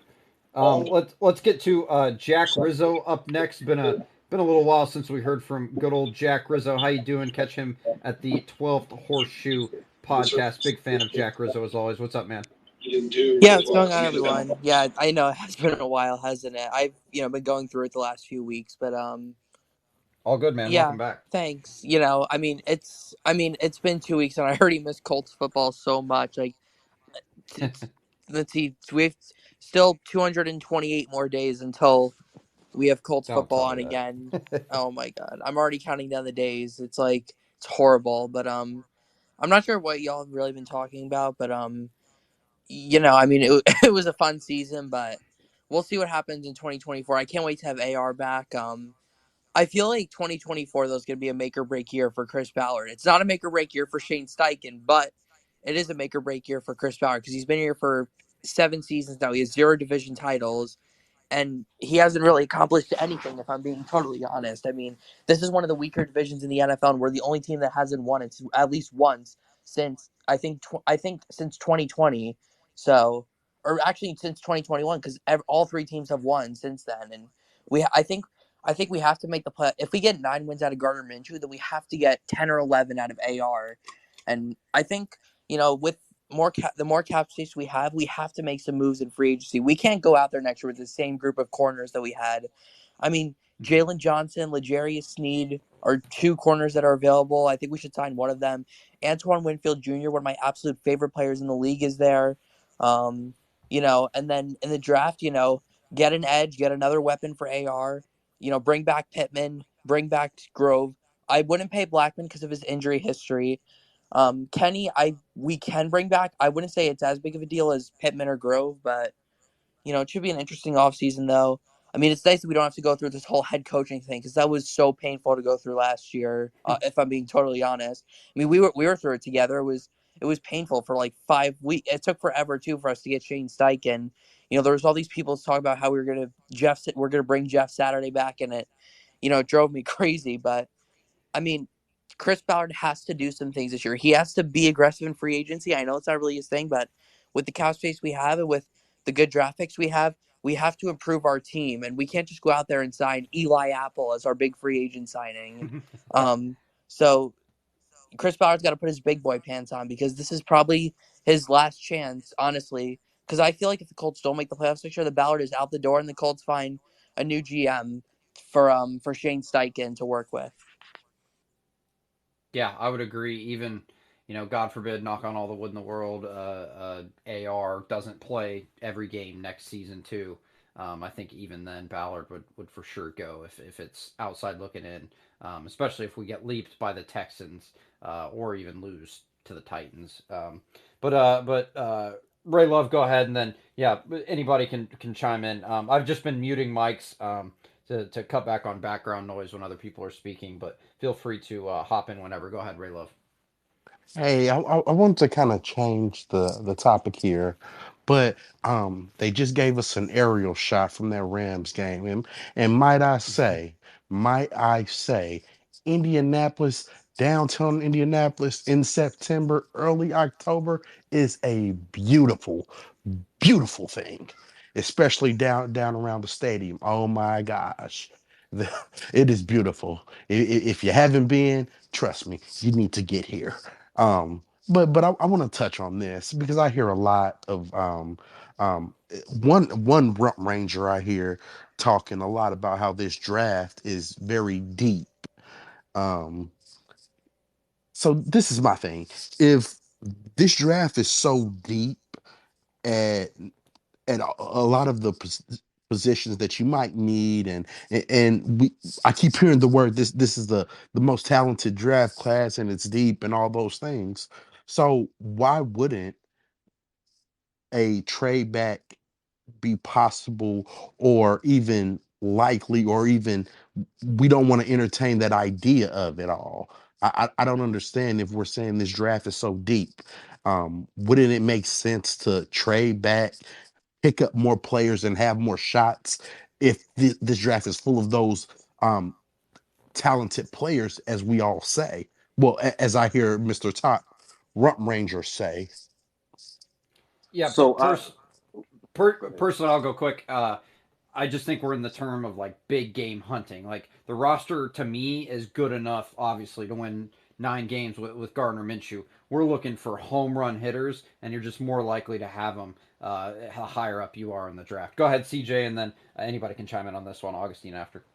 Yeah, I was just gonna say, I think it's just like when we talk about like how deep a draft is, I think you can talk about the fact that yes, there's talent everywhere, but the thing is, it's not necessarily to say that all the talent is equal from pick one all the way down to pick 32 in the draft. Like, I think the biggest thing for us is the fact that if we decide to go ahead and get a pass rusher by trading down, I think that ultimately means that you could possibly be sacrificing a little bit of productivity. And it's not to say that they can't be good, but let's just say at 15 you have the opportunity to draft somebody great, but then you move back to go ahead and get more picks, and then you pick somebody who's good, could possibly be great, but he's just not necessarily a sure thing to be that home run. And I think that's the issue that we all have kind of just been talking about in terms of productivity, in terms of what they're able to do. Because now we're talking about the fact that if we trade back from, let's just from 15 down to 30, and then we're just getting guys who, and like I said, I don't mean to crap on Quiddy Pay, but the thing is, like, even the Quiddy Pay, for example, was somebody who we got kind of like later on in the draft, and he's shown flashes, but he just hasn't been that guy. Go ahead, Augustine. Yeah, what I would think is like, we always know that all these like scouts and experts, they give like oh, this guy is first round grade, this guy is second round grade, and so on. But the thing is, like, even though they give a player a first round grade, like, there's still a tire there on the first round. Like, and we are looking on that top tire, which will be the game changers. You know, these like uber talented player that it will have a quick impact on the team. You know it will be like, right away producing. So the thing is that what we have to think is like on this upcoming draft, where do we draw the line of the picks that we can get a game changer? I don't think like even now on 15, we might miss most of the that players with that pedigree of being a game changer. Because normally there will be at the most 10, even 12 players of that caliber. Maybe some teams pass up them because they will have to go on needs. But again, it's just like a lottery, waiting for a team in front of us to do a pick that goes more of the need rather than the best player available, and fall in Colts lap at 15. So that's the kind of situation that we're looking. Going outside that spot, by going farther back, I don't think I think that our possibilities to getting a game changer player will diminish like greatly. Hey, I'll throw this analogy at y'all. Nobody wants to date the safe person. Everybody's looking for the right person. You may hit or you may miss, but you never give the ring to the safe person.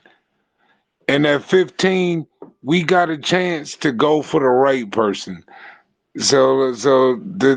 I understand how ballot works and what ballot does, but it it's not working. It's okay, but it ain't working. Let's all agree. Let's all we all agree on that part. It's is good. It's good at the end of the season that we still matter. But when the regular season is over, here we are on the outside looking in. Dating the safe person only gets you so far. Yeah, Yeah, I think.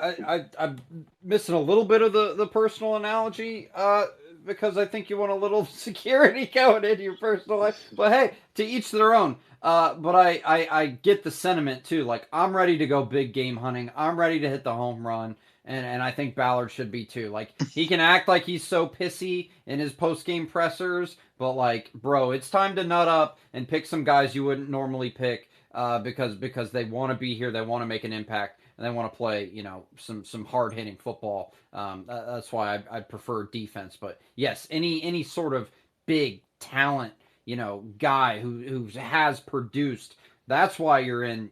That's what you look for in the 15 range. Like, that's why you have the ability to trade up 3-4 spots, maybe even from 15. Like, again, sucks. I wanted to make the playoffs probably more than anybody not associated with the Colts team. But being in that 15 range, like, historically, yes, the pick 15 itself has been bad, but the talent level in that top, half of the first round is the elite areas you're supposed to look to. Yeah, I think I get what he's saying in terms of just like not doing the safe thing, and like I said, I I'm over what Ballard's done in the draft regarding the end. I mean, we're in what, year three from the 2021 draft, and I mean we're finally calling Dio's name this year. And to me personally, it's just like whether it's injury or whatever, it's just like it's like he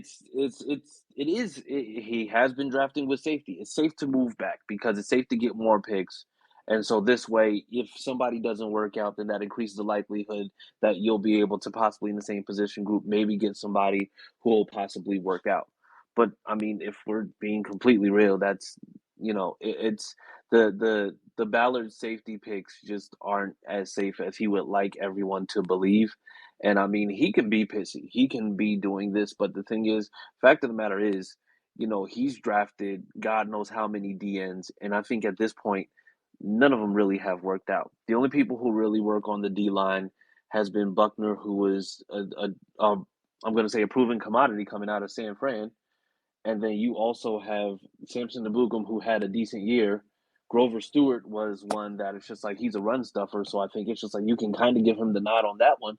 But outside of that, it's just like edge rusher is not his strong suit. And yet he always preaches about securing the edge or making sure that he gets pass rushers. And it's not working. It's not working. And it's fair to say that it's not working no matter what we believe is happening with him.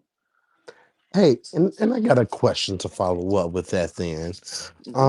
Because I hear you guys saying, excuse me, I hear you guys saying that, oh, you can't find the top premier edge rushers outside of round one. I hear that being thrown around a lot. So, are we really going to hold those second, third, and fourth round edges that Chris Ballard did take against him? If that's the theory that we're going off of, that predominant rushers, you can't find them outside of the first round usually. I Well, I, I just want to hear about that. Well, I mean, we can. So the thing is, we can say that I don't think it's ever a fact of can you find them outside of there, because I think absolutely do think it's correct. I think the problem is that Ballard hasn't been successful in finding them outside of the first round, because I mean we can go with guys like Kamoko Toure, we go with guys like Taekwon Lewis, we can go with guys like Dio Adenibo. I mean, I think what's the name? Ben Banogu, that was somebody who he held on to for God knows how many years and What a really just was throwback. never productive. I mean, we've had guys that Ballard has not just drafted but held on to and kept holding on to and kept holding on to, and then they just never panned out to the point now where it's just like after guys you have to go after guys in free agency, but then he's going after guys in free agency who are either or. So mind you, we all knew what Ngakwe was, right? We all knew he was a good pass rusher. He's probably going to be good for possibly 8 to 9 sacks, but the guy was an absolute liability when it came down to his run defense.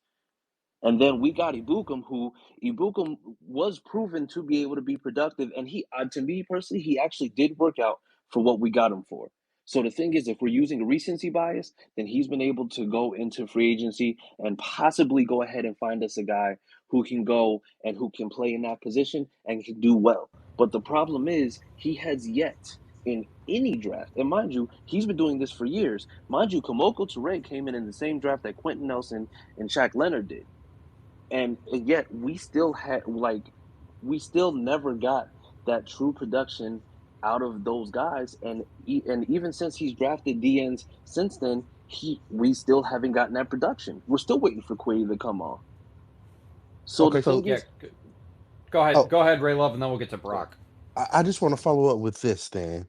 Um, Everyone can't be that Nick Bosa, that Khalil Mack, those top level, close to $100 million a year um edge rushers. So here's my question. What when Chris is taking these edge rushers, what are you expecting from them? Now, I'm not saying they're going to be the he needs to draft just these knock it out the park, um what 11, 12 sack guys a year. So that's my question. What are we expecting from these guys? Because from my point of view, Chris, he hasn't found that predominant number one edge, but he's found guys who are what you would consider very solid, high level rotational pieces. But he hasn't found that true number one edge. So my thing is this: let's not make it seem like Chris is just finding these These bums who can't give you anything. He just hasn't found that dominant, consistent 11, 12 sack guy yet.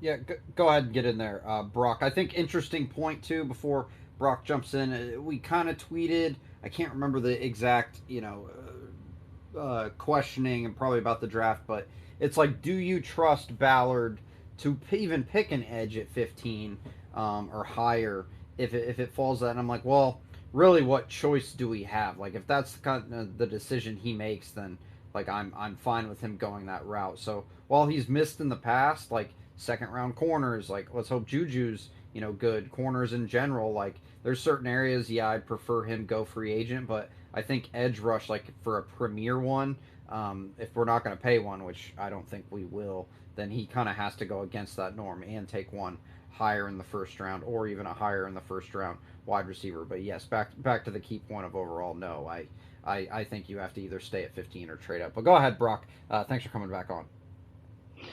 Hey guys, took a quick stop for my workout, so I'll try to be quick here. On the point where, should we hold it against Ballard with the edges? Well, it's your GM. It's your job as the GM to understand the draft and where the pockets of value are, and understand the historical data. But Chris Ballard always thinks he's the smartest guy in the room, which is my biggest issue with him, is that he's too stubborn and he trusts his own draft evaluation too much. And he thinks, oh, well, just because everyone else knows that you got to spend premium picks to get elite edges, I'm going to find them in the second round anyway. So that's number one, right? If you keep trading down and taking guys in the second and knowing that the data doesn't back that up, then that's bad on the GM. And then number two, when people talk about the depth of this class, I think we got to understand this is more like 2021, where when we say there's depth, it means that there's going to be blue chip talent in the mid first. It doesn't necessarily mean that you should trade out of that range to go to the late first. The 2021 draft had a blue chip talent all the way from 1 to basically pick 13 with Rashawn Slater, and this class is the same way. Multiple blue chip receivers, edges, there's a blue chip tight end, a couple blue chip corners, and a lot of QBs that are going to go high. So you could trade up, but there's also, I think there's a lot of value in the idea of you sit there at 15 and one of those studs falls to you and you just take whichever one's there. And then you sign defense in free agency because, as I talked about, I think Cole and I talked about it, sometimes free agency, the best thing to do is sign an immediate need, someone that you need to be good in week one, not down the road. And so that's why we want to sign a corner. Yeah, for sure. Thanks, Brock. Go ahead, Rob, and then we'll get to some hands. I feel what everybody's saying, with the pragmatism and everything. But my thing is doing the same thing over and over again, expecting a different result. There's a word for that, isn't it? I'm just saying, we keep doing the same thing every year, year after year, and expecting some kind of different result. But I actually want a different result, but we can't keep doing what we're doing and looking for it. Yeah, spot on there, Rob, especially with free agency. I think the draft good enough, but yeah, definitely on free agency. We need that aggressive. I think Undisputed hand up for a while, and then I see you, CJ, Jack, and Augustine. Go ahead, Undisputed. Yeah, Brock kind of said what I was going to say. That just, it's like, yeah, we can hold those, edges to the standard. It's us holding Ballard to the standard that he should know better. Like, you should know that those don't, that's not a solution. Is to just think you're going to, turn these day two guys into fucking elite edges. And he doesn't know that. He thinks, Brock said the smartest thing. He thinks he's the smartest guy in the room, and he's not. And his strategy hasn't worked. And the best we can get is middling into the middle of the league, and that's about it. And that's all he's ever done. And you could say that, oh yeah, we've gotten these rotational average guys, but that's not. I don't care what you think AR is. That's not getting you anything with just a bunch of average role player guys. It's Levis just wasn't not. going for. I mean, you can bring Levis up. That's fine. Even if you got Levis, you still have to put pieces around. You can't get these average, guys at premium spots and think that your defense is just going to, like that it's just going to get you to the where everyone wants to go. So, but Yeah, yeah. getting that dominant pass rusher is not enough. We saw it with on the playoff. We saw it with Miles Garrett. He didn't do nothing against the Texans. They don't have a quarterback. I mean, they had Joe Flacco was their quarterback. Like, let's be real here. Like, are you saying that because a team with a good pass, there's 6 or 7 pass rushers. Obviously, there's going to be some of them that don't get it done. Only one team wins the Super Bowl. Are you saying that because a team didn't get it done, that's not an actual need and we should just ignore it? No, you didn't hear what I said? I said that, as you said, that there need more pieces. We don't not only need the generational or a pass rusher. We need to surround that generational pass rusher with other players. Yeah, no That's, one's. Yeah, that's I what you were mean, saying, right? So no, what just getting the pass rusher is not enough. That's but what I'm no, saying.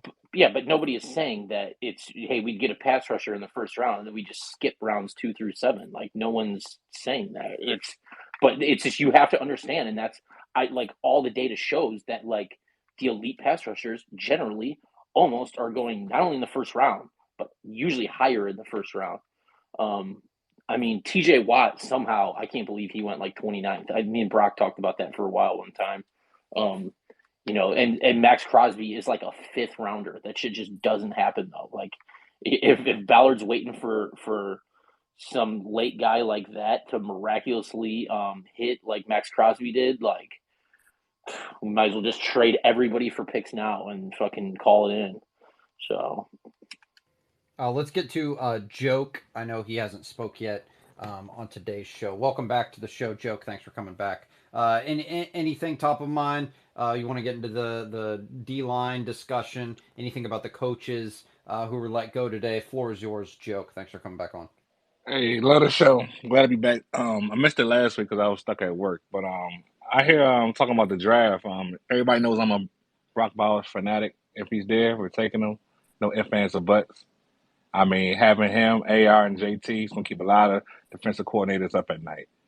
I mean, that's a hell of an advantage to start with. But since we're on defense, I'm not hearing a lot of Dallas Turner's name a lot in this group.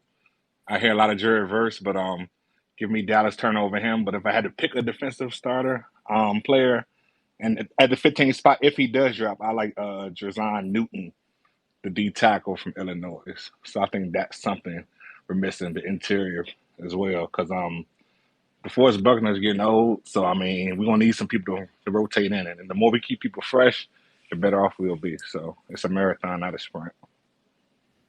Yeah, thanks, Joke. One question for you: is there a need you would prefer us to take in free agency over the draft, especially if Bowers does fall to us, kind of a tight end, leaves some holes to me at least on defense. Are you looking to spend a lot in free agency, or what's your thought process there? Over the years with Chris Ballard, I learned not to get my hopes up high. I just want to sit back and just watch it. I had my feelings hurt way too much. I think he's going to go after some tier 2 guys. Don't think about the premium guys. If he does make a splash, it's going to be a Brian Burns. He's going to say fuck it. So prepare for that. So he want all or nothing. So other than that, look for tier 2 guys. So that's what I think. He's not going to put it on a corner. I think he trusts this corner group, like he said in his presser, that he was just too young this year. So next year, he's thinking with that 1 year experience, he'll be better. I think they'll be better next year, too. So, like I said last time, Gus Bradley can't just give us 10 yards worth of cushion every time for our corners. That's a hell of a handicap for them. So he has to mix it up some more. So he has to do a better job. So, Yeah, appreciate that, Joke. Yeah, I mean that's probably the reality of the situation. I can hope for a $20 million corner as much as any free agency option I've wanted the past 8 years, but the reality is probably those mid tier signings. exactly. And then, go to someone in the draft. And one more Sure. thing. As far as offensive weapons, second round, I would love to have Xavier Worthy from Texas. If we don't get Brock Bowers, he is dynamite, and that's the one dynamic we're missing. As far as that type of player, he's a one. I think Mike McDaniel says it in Miami. He's the one play drive. He's that type of player, one play drive type of player. Is he like a burner receiver? Oh man, he's nice. He's nice. A little bit of a So, drop problem, a little bit he had, but I think we can work with that. We got Reggie Wayne, but he's really 6 foot, 190, 180. I think he's 180 right now. Runs probably a 4.35. So he's better than AD Mitchell to me. So he can do punt return, kick return, everything. 4 down player. yeah. Yeah, I'd be curious too the archetype of wide receiver that Ballard drafts. Obviously, I think he obviously takes a wide receiver And Alex Pierce been soonish in the taking too first much few heat this rounds. year, man. Alex Pierce is getting trashed by us. Hmm. We need to pump the brakes on that. Alex Pierce is gonna be just fine, man. He can only do what he's able to do, and when the ball gets his way, and a catchable ball. But he's getting grilled on Twitter every day. Yeah, I can't wait to see him get some deep balls from AR for sure. Let's go to Rizzo next, and then CJ Augustine. I see your hands. We also had Huyen just hop in, so I'll put people on mute after just to eliminate some of the background noise. But go ahead, Rizzo. Yeah, I'll add to the conversation here. Yeah, I totally agree that we need to upgrade the edge position. Whether we do that at 15 or not, I don't know. I think it's reasonable. However, I would draft an edger, whether it's Jared Verse, obviously, or Dallas Turner if he somehow falls there. If it's the guy from UCLA, I'm not going to try to pronounce his name because I have no clue how to. Um, but if that boy Brock Bowers is there from Georgia, that's who I'm taking, and here's why. I understand people like our tight end room, but let's be honest here. Wally Cox is not staying next year, in my opinion. We cannot be paying him $6 million to be staying here. He is not. I know everyone loves Moali, but he's not worth $6 million. I think we can all agree on that. I know everyone talks about Colin Grant's potential, but he has one touchdown in 3 seasons. Um, and are we really going to trust a fourth round tight end in Will Mallory to carry the offense next year? Brock Bowers doesn't just catch the ball. He is an elite run blocker. He's a good pass blocker. And with our young quarterback suffering 3 injuries last year in 4 games, we have to protect him and build around him. And by taking Bowers, who would definitely be the best player available if he falls to 15, would be the right move. And then maybe we could trade back into the first round for an edge because I agree with what everyone said. I don't trust any edges really after that because every edge that Ballard has taken after round one has sucked. But why would I take Bowers? Because at the end of the day, we did just set the franchise record for most sacks. So I'm not saying we don't need an edge, but I think it's more important for us right now to be building around AR. We can't just let him. We can't just if Pittman's not open, he has to run the ball. We have to build around AR for sure. In terms of free agency, I agree with what Joke said. I have no faith in Chris Bauer to do anything, so I'm not going to have high expectations because I would just be setting myself up for disappointment. But I mean, yeah, like we definitely have to make a move though. I mean, I don't even know. It's just like we can't go out and sign like 35-year-old guys to expect, be good. We have to go out and sign some big guys. Obviously, we're going to bring Pittman back. That could count as a free agent signing, but I'm not going to count as one. But Jalen, there's so many good players in free agency, especially in the secondary, which we really need to address. And well, I don't know if anybody's brought it up yet, but I still don't know why Gus Bradley is still on this team. I understand we didn't give him a lot to work with last year, but I mean, the fact that our secondary was so weak, you'd think he'd be blitzing more because the coordinator's supposed to adjust to what the strengths of their defenses are, and he didn't at all. I mean, we saw how the blitz worked in the Baltimore game, blitzed over half the time, and then just stopped blitzing the rest of the season. It makes no sense. Like his cover three scheme is not going to work in Indy, and I'm really hoping that Dan Quinn gets hired somewhere, and because he hopefully brings Gus Bradley as his DC. And then one more thing, Cole, I'm just curious. The Colts have 2 games next year at MetLife. Are you going to come out to MetLife finally to see the Colts play? I'd love to. I know Denver. I'll definitely be there.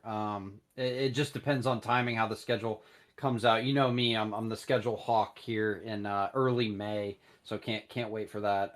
But yeah, definitely Denver. Hopefully Houston as well. But yeah, I'd love to get there. I have a friend who lives in the Brooklyn area, so love to see him too. But we'll see how the schedule shapes out. Thank you. Hey, Thanks. hey, question, Cole. Yeah, go ahead. Um, have you been to New York before? No, never been. Um, well, I want to go, but I'm hearing about this rat problem that they have there that makes me a little fearful. So, Oh yeah, you're not wrong about that. I live right across the Hudson River, and it's a big problem. But that's probably the least of their problems, though. There's a lot more problems going on there right now. I thought you were gonna do a bit and somehow drag undisputed. I'm not gonna lie. Let's get to he's probably the biggest red in Indiana. Oh no! Oh, With, here we with, go. with, with that thinking Levis is going for. What the hell's Uh, wrong with that guy? The Listen, guy wasn't going for. It's comical to me. It's listen. comical. You stay in that The- trash the- little city down there, Ray. I will say I do like the hire of Brian Callahan. I think that was a really good hire by the Titans. But I don't know why you'd fire Mike Vrabel, though. To be honest. agreed there. Go ahead, CJ Coltsman, and I see you, Augustine and Huyen. You there, CJ? Let's go ahead and go to Huyen then, What's as up, he has Cole? not yet talked. Hey, welcome back. We'll get Huyen in here since he hasn't yet talked. Sorry, Augustine, we'll get you after. Nah, What's up, my man? I know I'm late. I'm late. Did you was it your birthday recently? I don't know if it was your birthday. I know you went to a. Yesterday, yeah. Went to the Happy Pacer belated. game. Actually, believe it or not, don't know if you saw the tweet. Met Ray Love in person. How about that? The Ray Love. He tried to put you on Baker, didn't he? Tried to get you on the Baker crew. Yeah, yeah. He And showed up in a Baker jersey. No, I'm kidding. and then yeah, no. Before I talk, I probably know undisputed. Probably try to convince you guys to sign everybody on FSU. We're not doing that. No Sentinels over here. What's their nickname? Seminole. I'm not good with college football, but Hey, never. Braden Fisk, late round. Come on, let's Uh, go. here we go. Here we go. No, for me, when it comes to the draft, man, it's like I said, it comes down to who's available in number 15, pick 15, and that's really first of all, before we even get to the draft pick, I'll make it fast. I don't want us to resign Gardner Minshew, and it has nothing to do with Garden, but more to do with the fact that and knock on wood, praying this does not happen. But if AR does go down again, I'm sorry, Cole, I'm voting for Tank because this is the type of issues I always hate when we're always stuck in the middle of the draft and we didn't make it to the playoffs. If we made it to the playoffs and we're stuck in the middle, I understand. But the fact that we're not in the playoffs and we're not up here getting my boy Marvin Harrison Jr. and the dream is gone pisses me off. So that's why I don't want Garden back. Because if Garden here, I know he's probably going to play decent enough for us to have some slight hope to get into the playoff, and we're going to repeat the whole process. But never that is. But I'm going with that kid, the Kool-Aid cornerback lockdown. I need because you see the people we're dealing with in our division alone. And I need somebody to lock up Nico Collins. If Ridley's still there, if D Hop's still here, and the other guy, what's the guy, the one that came from Arizona that's with Jacksonville now? His name has eluded me. So those people like completely burned us, all of them. And I need a lockdown corner. Uh, Christian Kirk. Christian Kirk. Thank you, Augustine. Yep, Christian Kirk. The defense could it be better? 100%, I agree. But is it what you call it? Is it manageable? Is it serviceable? 100% it is. And I hear the shout for the tight end and everything like that, and we do need a playmaker there. But at the same time, like Colts doesn't look like a team that really utilizes tight ends to begin with. The last tight end that we really utilized was Ebron, and that was about it. And like I said, I would love a Travis Kelsey, Mark Andrew type of play, but I want to go for the surefire vet. And to be honest, I think that tight end is going to be taken anyways. But Cole, I need a promise from you. What are you going to do if things start going south midway through the season next year? Are you going No, to I take? need to win. I need to win. Here I we have go. season tickets. I go to some away games. Very fortunate, very blessed to do all that. I was rooting for us to beat the Texans at the end of the 2022-23 season.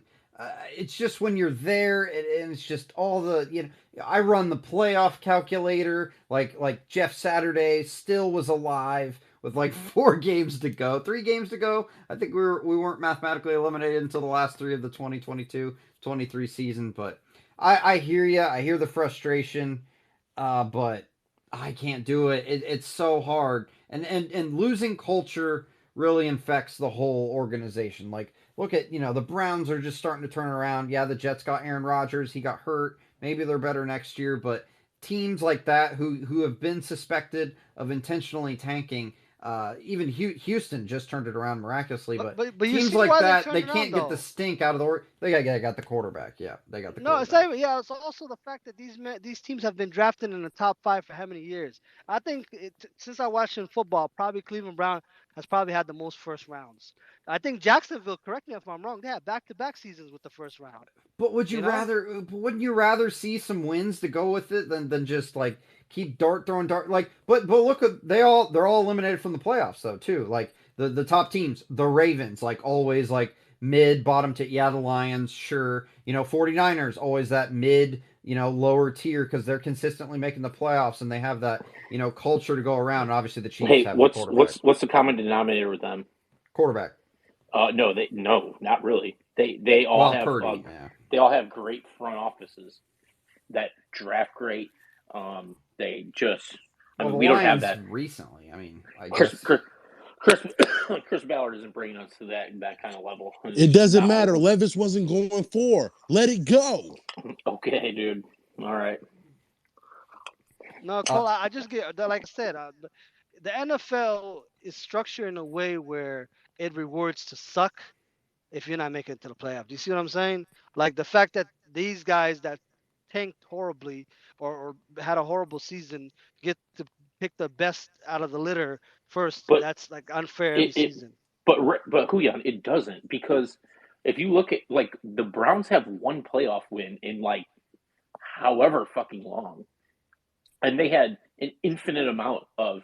I remember going to the combine the year that was like Josh Allen and Lamar and all them, and I forget where they had us all sitting in the window side of that, like, side section. I don't know what the fuck you want to call that. And I remember going to eat and seeing this guy in this Browns jersey. And what this guy did was he took, like, all other Browns jerseys of quarterbacks and sewed on all these quarterbacks onto the back, like, all over the place. And there was like fucking 50 of them, dude.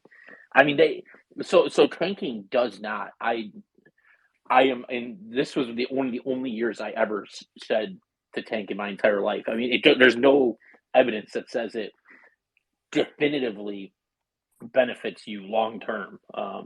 It may in the short term, but yeah, it doesn't I think you have guarantee to. Didn't anything. you I think you start have the to. suck for luck hashtag undisputed?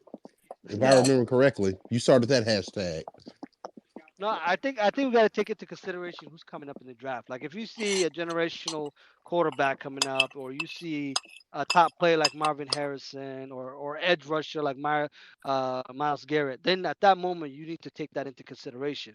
But if you had a season like maybe this past draft and the past draft after that, where you really don't even know if number one is really worth number one pick, then I understand at that point. You see what I'm saying? So I say it's like pick and choose when to do it or something, because but and notoriously always middle pack is, I don't know, I always feel I get a sour taste at the end of the day when we're just stuck in the middle. And I let feel me. you too. One sec, Raylo. I feel Okay. you too because like I'm a Pacers fan as well, and it always seems like we were that mid tier like bottom lottery team, and we could never hit the ping pong ball right, and we're drafting like 7, 10, 12 mid bottom lottery range, and we've just been in that mid tier for so long. The Colts have had enough parity in terms of being bad. Some seasons getting the quarterback. God bless Manning. God bless Luck. Let's hope God blesses Anthony Richardson as a high draft pick. But it's just even in a perfect world where you can snap your fingers and be like tank, the guys in the locker room, the coaching staff, the front office, they're all making millions of dollars to do the exact opposite. So unless it's really in your kind of culture and it's like everybody's like given up on the season, you just can't do it even if you wanted to, if that makes sense. No, no, no, 100%. That's why my first thing was starting was Minshew, because I know if Minshew has to step up again, then then it's probably going to be everything Sure. around again. Because that's why. But we do have a quarterback. Like let's say we go the full season, God forbid this happens. Sam Ellinger, I always get his last name wrong. Then the likely of us not getting high up is down at that moment, if that makes sense. But Hey, his arm we'll see. strength has been improving under Tom House. Thank you, thank you very much. But yes, I think the Super Sam experiment is unfortunately likely And over. last thing before I hang up Sure. the mic, I really do think just for safety reasons and being smart, we should draft another quarterback. What do you guys think about that? Jordan Travis, he's better than AR anyway. I'd prefer Minshew. I understand what you're saying, and I'm just under the assumption that Richardson's going to be fine, or God forbid, miss a few spot starts. Where Minshew's definitely a win now backup quarterback. But I mean, if it dips into any, of the finances to be able to get like a corner or whoever you want to sign in the top four free agents we have, then don't do it. We could have had Lamar. No, no, I don't think that's true. We would have had to match. The Baltimore Ravens had the opportunity to match the contract, and even if we would have offered 2 first-round picks, I still think they would have matched the contract, and we would have done it I for him. agree, That's Cole. that's the bit. I It's the agree. biggest myth in all of NFL football. Respectfully, thanks again for coming on, Rob. But Or like, Stroud. yeah, I could see, if we weren't picking top five, maybe like trying harder. If we were in that mid tier, 7, 8 win range, and just throwing all we have at it just to see if it would work. But we weren't in a position to do that. It was always going to be Actually, it drafting a hurts quarterback. instead of Wentz. Yeah, Hurts may be turning into Wentz though. I don't know if anybody saw that report that he's starting to lose the locker room as a leader. So kind of funny how it goes full circle. Although I don't know how Jalen Hurts was like the leader at Alabama and Oklahoma, but that Eagles team's very weird under I think our he's just former hurt. I OC. really think he's hurt. And then the fact that Shane really took losing Shane really did a bigger dent than anybody expected. Right. Let's get to Augustine and then see if CJ Colts fan is back and maybe have a few more conversations and start winding down. Augustine, what's up, man? Just changing topic a little bit. You know, now that we know that Jim Harbaugh was, appointed as a new Chargers head coach, we know also that the Chargers has a really bad cap situation, and there might be some players that will be like casualties on that part. Uh, I don't know if you have like any idea of which ones could be like cap casualties of some of those players that uh, the Colts might or should be able to target if they get caught due to cap situation. Yeah, I mean Keenan Allen would be spectacular. I don't think Mike Dude, no, Williams Keenan Allen, dude. He's too not old. like, yeah, he's Keenan Allen a few years ago still was one of the best route runners in the league. But dude, these guys can't stay. I mean, it's Khalil Mack's owed like 36, Bosa's owed like 30, or what did they say it would save if they traded him? It would save 37. Um, he has a huge cap hit, but like these guys can't say like Khalil Mack. I mean, God, please no. Joey Bosa can't stay healthy. I don't know how many games he played this year. Actually, I could be lying, but yeah, Yeah, I those don't know enough about their roster really. I would prefer a veteran, proven wide receiver on the outside.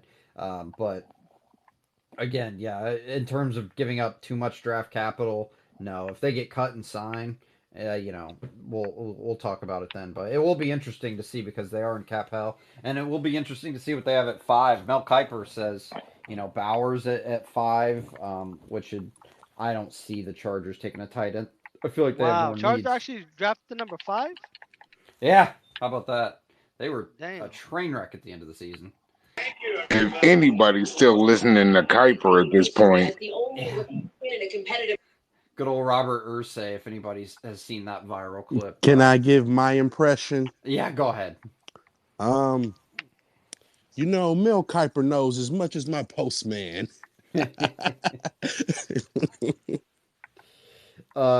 CJ Colts fan, do we have you back? Yep, I'm here. I'm here. Yeah, Yeah, hand up honestly, yeah. anything. Yeah, any topic. Go ahead. I'm just gonna say I also agree. Mel Kiper gets paid on an annual basis to be as wrong as possible when it comes to the draft or draft prospects. So yeah, I take everything he says with a grain of salt. Um, yeah, I honestly, it's just like I know that we're all looking for stuff in the draft, but I'm following dang near nothing. So yeah, Yeah, fair yeah. enough. So that's where I am on that. It's just like I'm not following the hype when it comes to everybody, doing or saying what they're saying when it comes to draft prospects, especially not Kuiper. Right, and especially Wait, not pre-combine. hey, are any of you guys Dirty Leprechaun Notre Dame fans? I just totally random. That is extremely random, and no, absolutely not. No Notre. Adam is, I believe. He wasn't earlier. Oh, because my Florida State Seminoles reloaded. I just see come to Notre Dame this year. So that's going to be a bloodbath. Pretty excited about that. It doesn't matter. Levis wasn't going for, man. Give it up. Okay, man. Hasn't had a quarterback since Joe Montana. I don't understand that part. Brady Quinn. Uh, Brady that Quinn was elite. that kid they got this year, he's actually Eh, pretty good. Malik Zaire, Everett Golson. Anyway, Riley Leonard's going to be nice. back to Colts talk. We'll do one more around the horn. Again, kind of slow news weeks. Not thank goodness. You hate to see people lose their jobs, but also I'm not going to cry over Mike Mitchell or Nate Ollie when I think there's some to be left on the table and we could bring in some vet guys. But that's obviously the news. So next week talk more about who fills their shoes. Hopefully we get some names in the door and what other roster decisions happen, and then obviously Super Bowl week in a few weeks as well.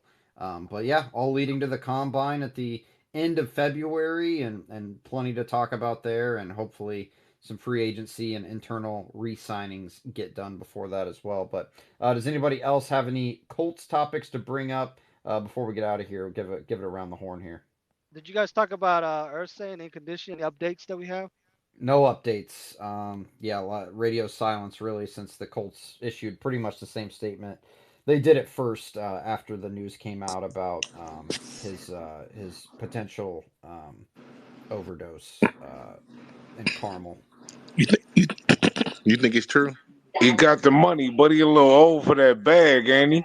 So what I personally think happened, and you can go back and listen to the show. I have it on Spotify and YouTube now. And again, I don't want to speak out of turn. Like I love Jim Irsay as much as anybody. Look at my Twitter bio. Like the last few tweets too. He's liked. I'm in the pictures of a few of the tweets he's liked. So I'm obviously a big fan. Honestly, and this isn't saving face or defending him, but Yeah, I think don't he would. burn that bridge, kid. I feel Yeah. you. Hey, I'll say whatever. It's I'm still gonna get season tickets as long as they don't take them away from me. But honestly, I think he was in some pain noticeably after his back surgery, and no good doctor is gonna prescribe painkillers when you're as heavy as an addict as he was and maybe still is. And he succumbed to either getting some illegally or somebody finally told him yes. And the reason I think that is in the police report. His body did respond, while minimally still did respond to Narcan. And I've buddies with enough police officers that kind of told me, look, if he responded at all, there was something there. So that's kind of my philosophy. But again, it's all hearsay. Anybody you hear from, Hope he's okay, but Holder. I still ain't mad at him for being all the way 100. And let me add something in there too. Is I know that we get into it with these media guys, but I think Greg Doyle said something very interesting and something that we well, not we, but Mr. Ursay and those around him closest need to take a look at.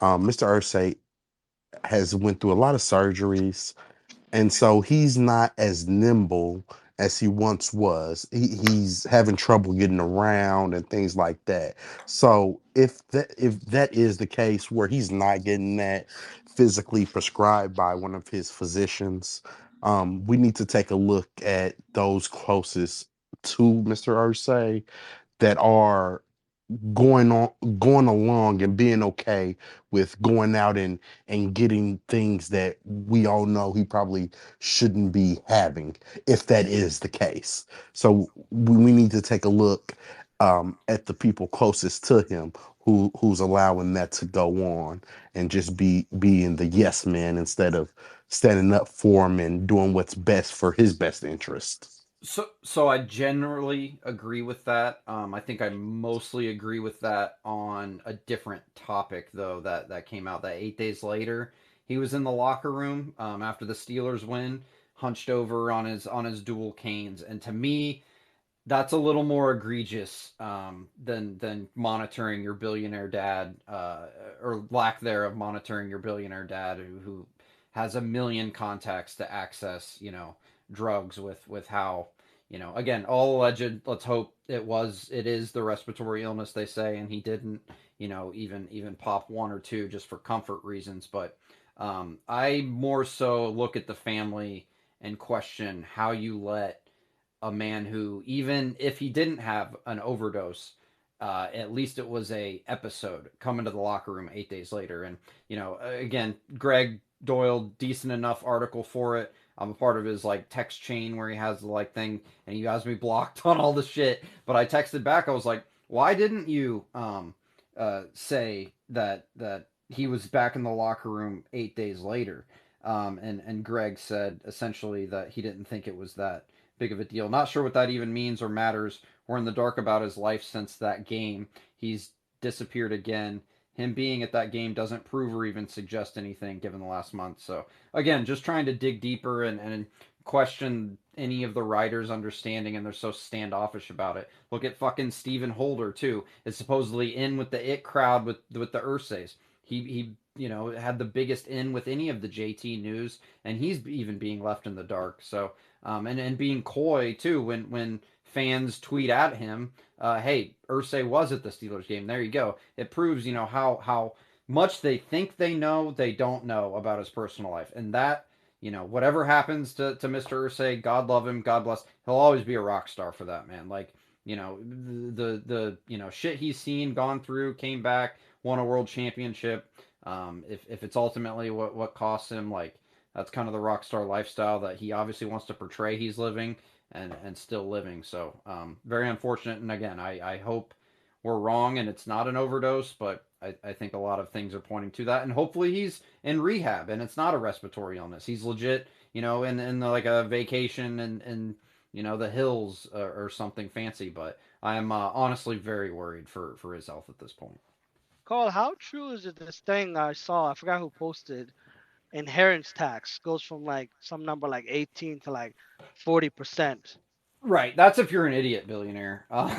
They got all sorts of LLCs. Like if you remember, like the plane tracking days, like they have it broken up in so many areas, and the billionaires know how to get away with that inheritance tax and breaking up parts of their estate into different LLCs. So I'm pretty sure the family would be well positioned enough to buy it because they've been planning for it for a while. Like Carly Ursay, a part of Greg Doyle's write up. Again, I shit on him, but that was a decent write up.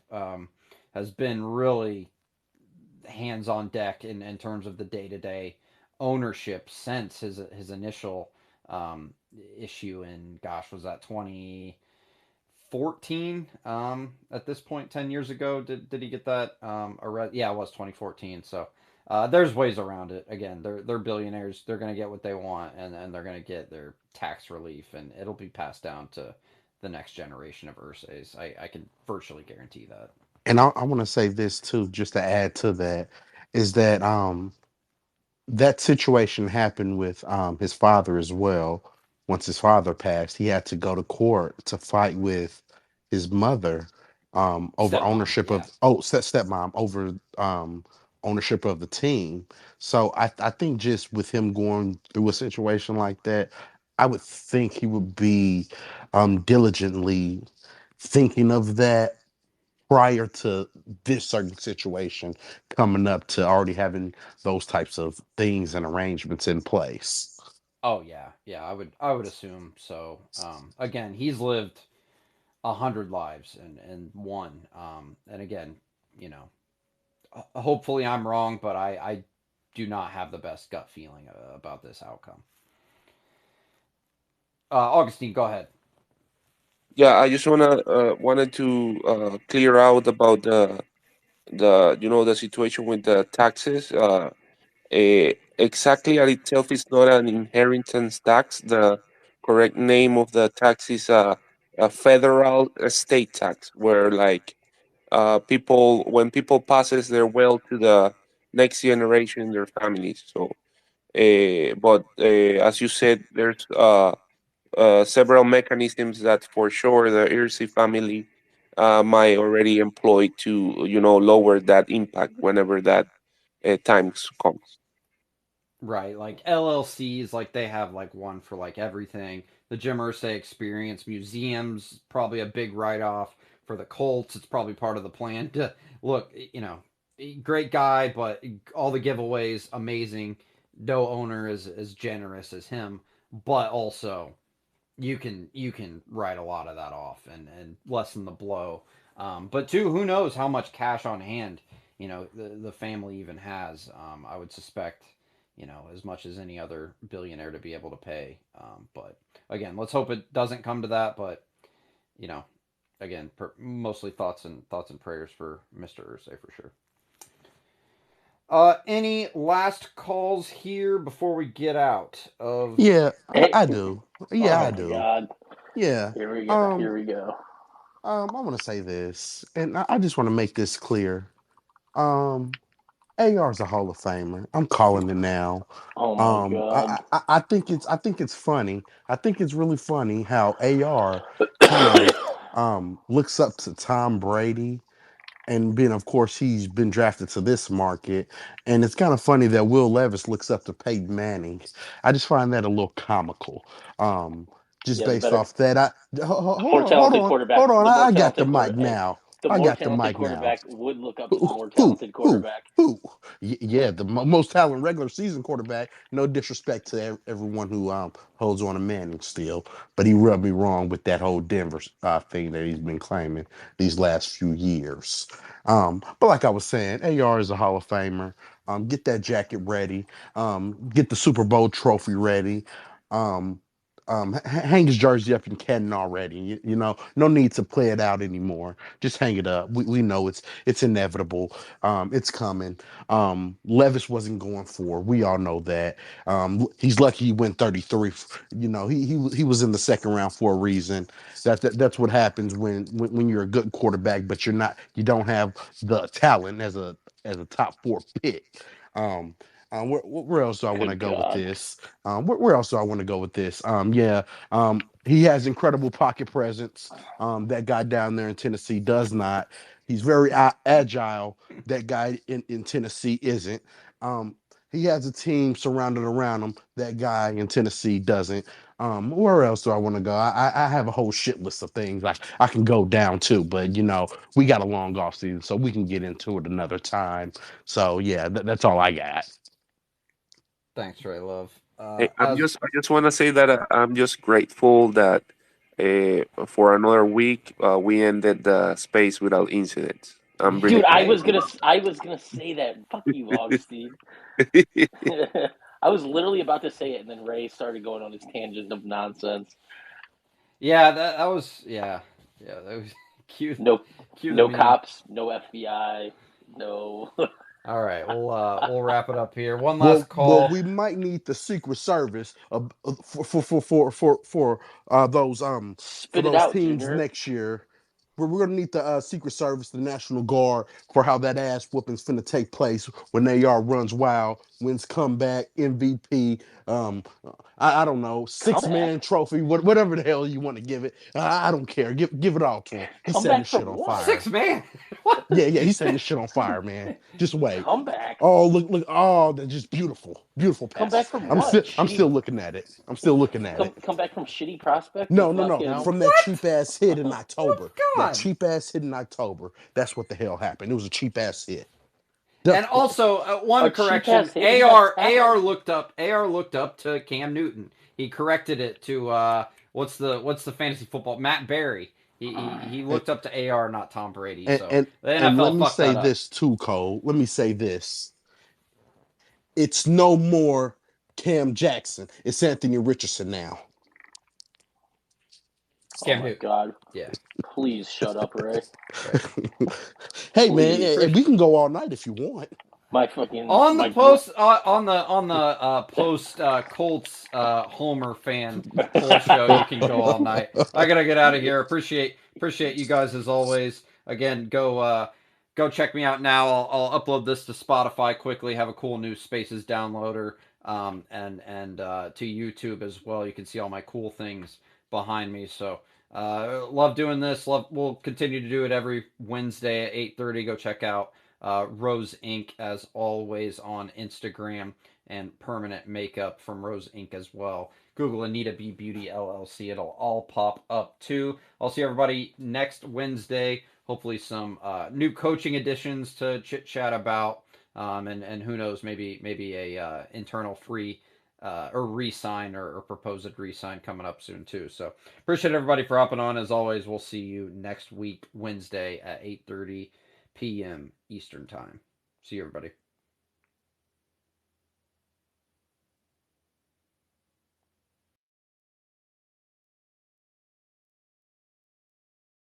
This space was downloaded via spacesdown.com. Visit to download your spaces today.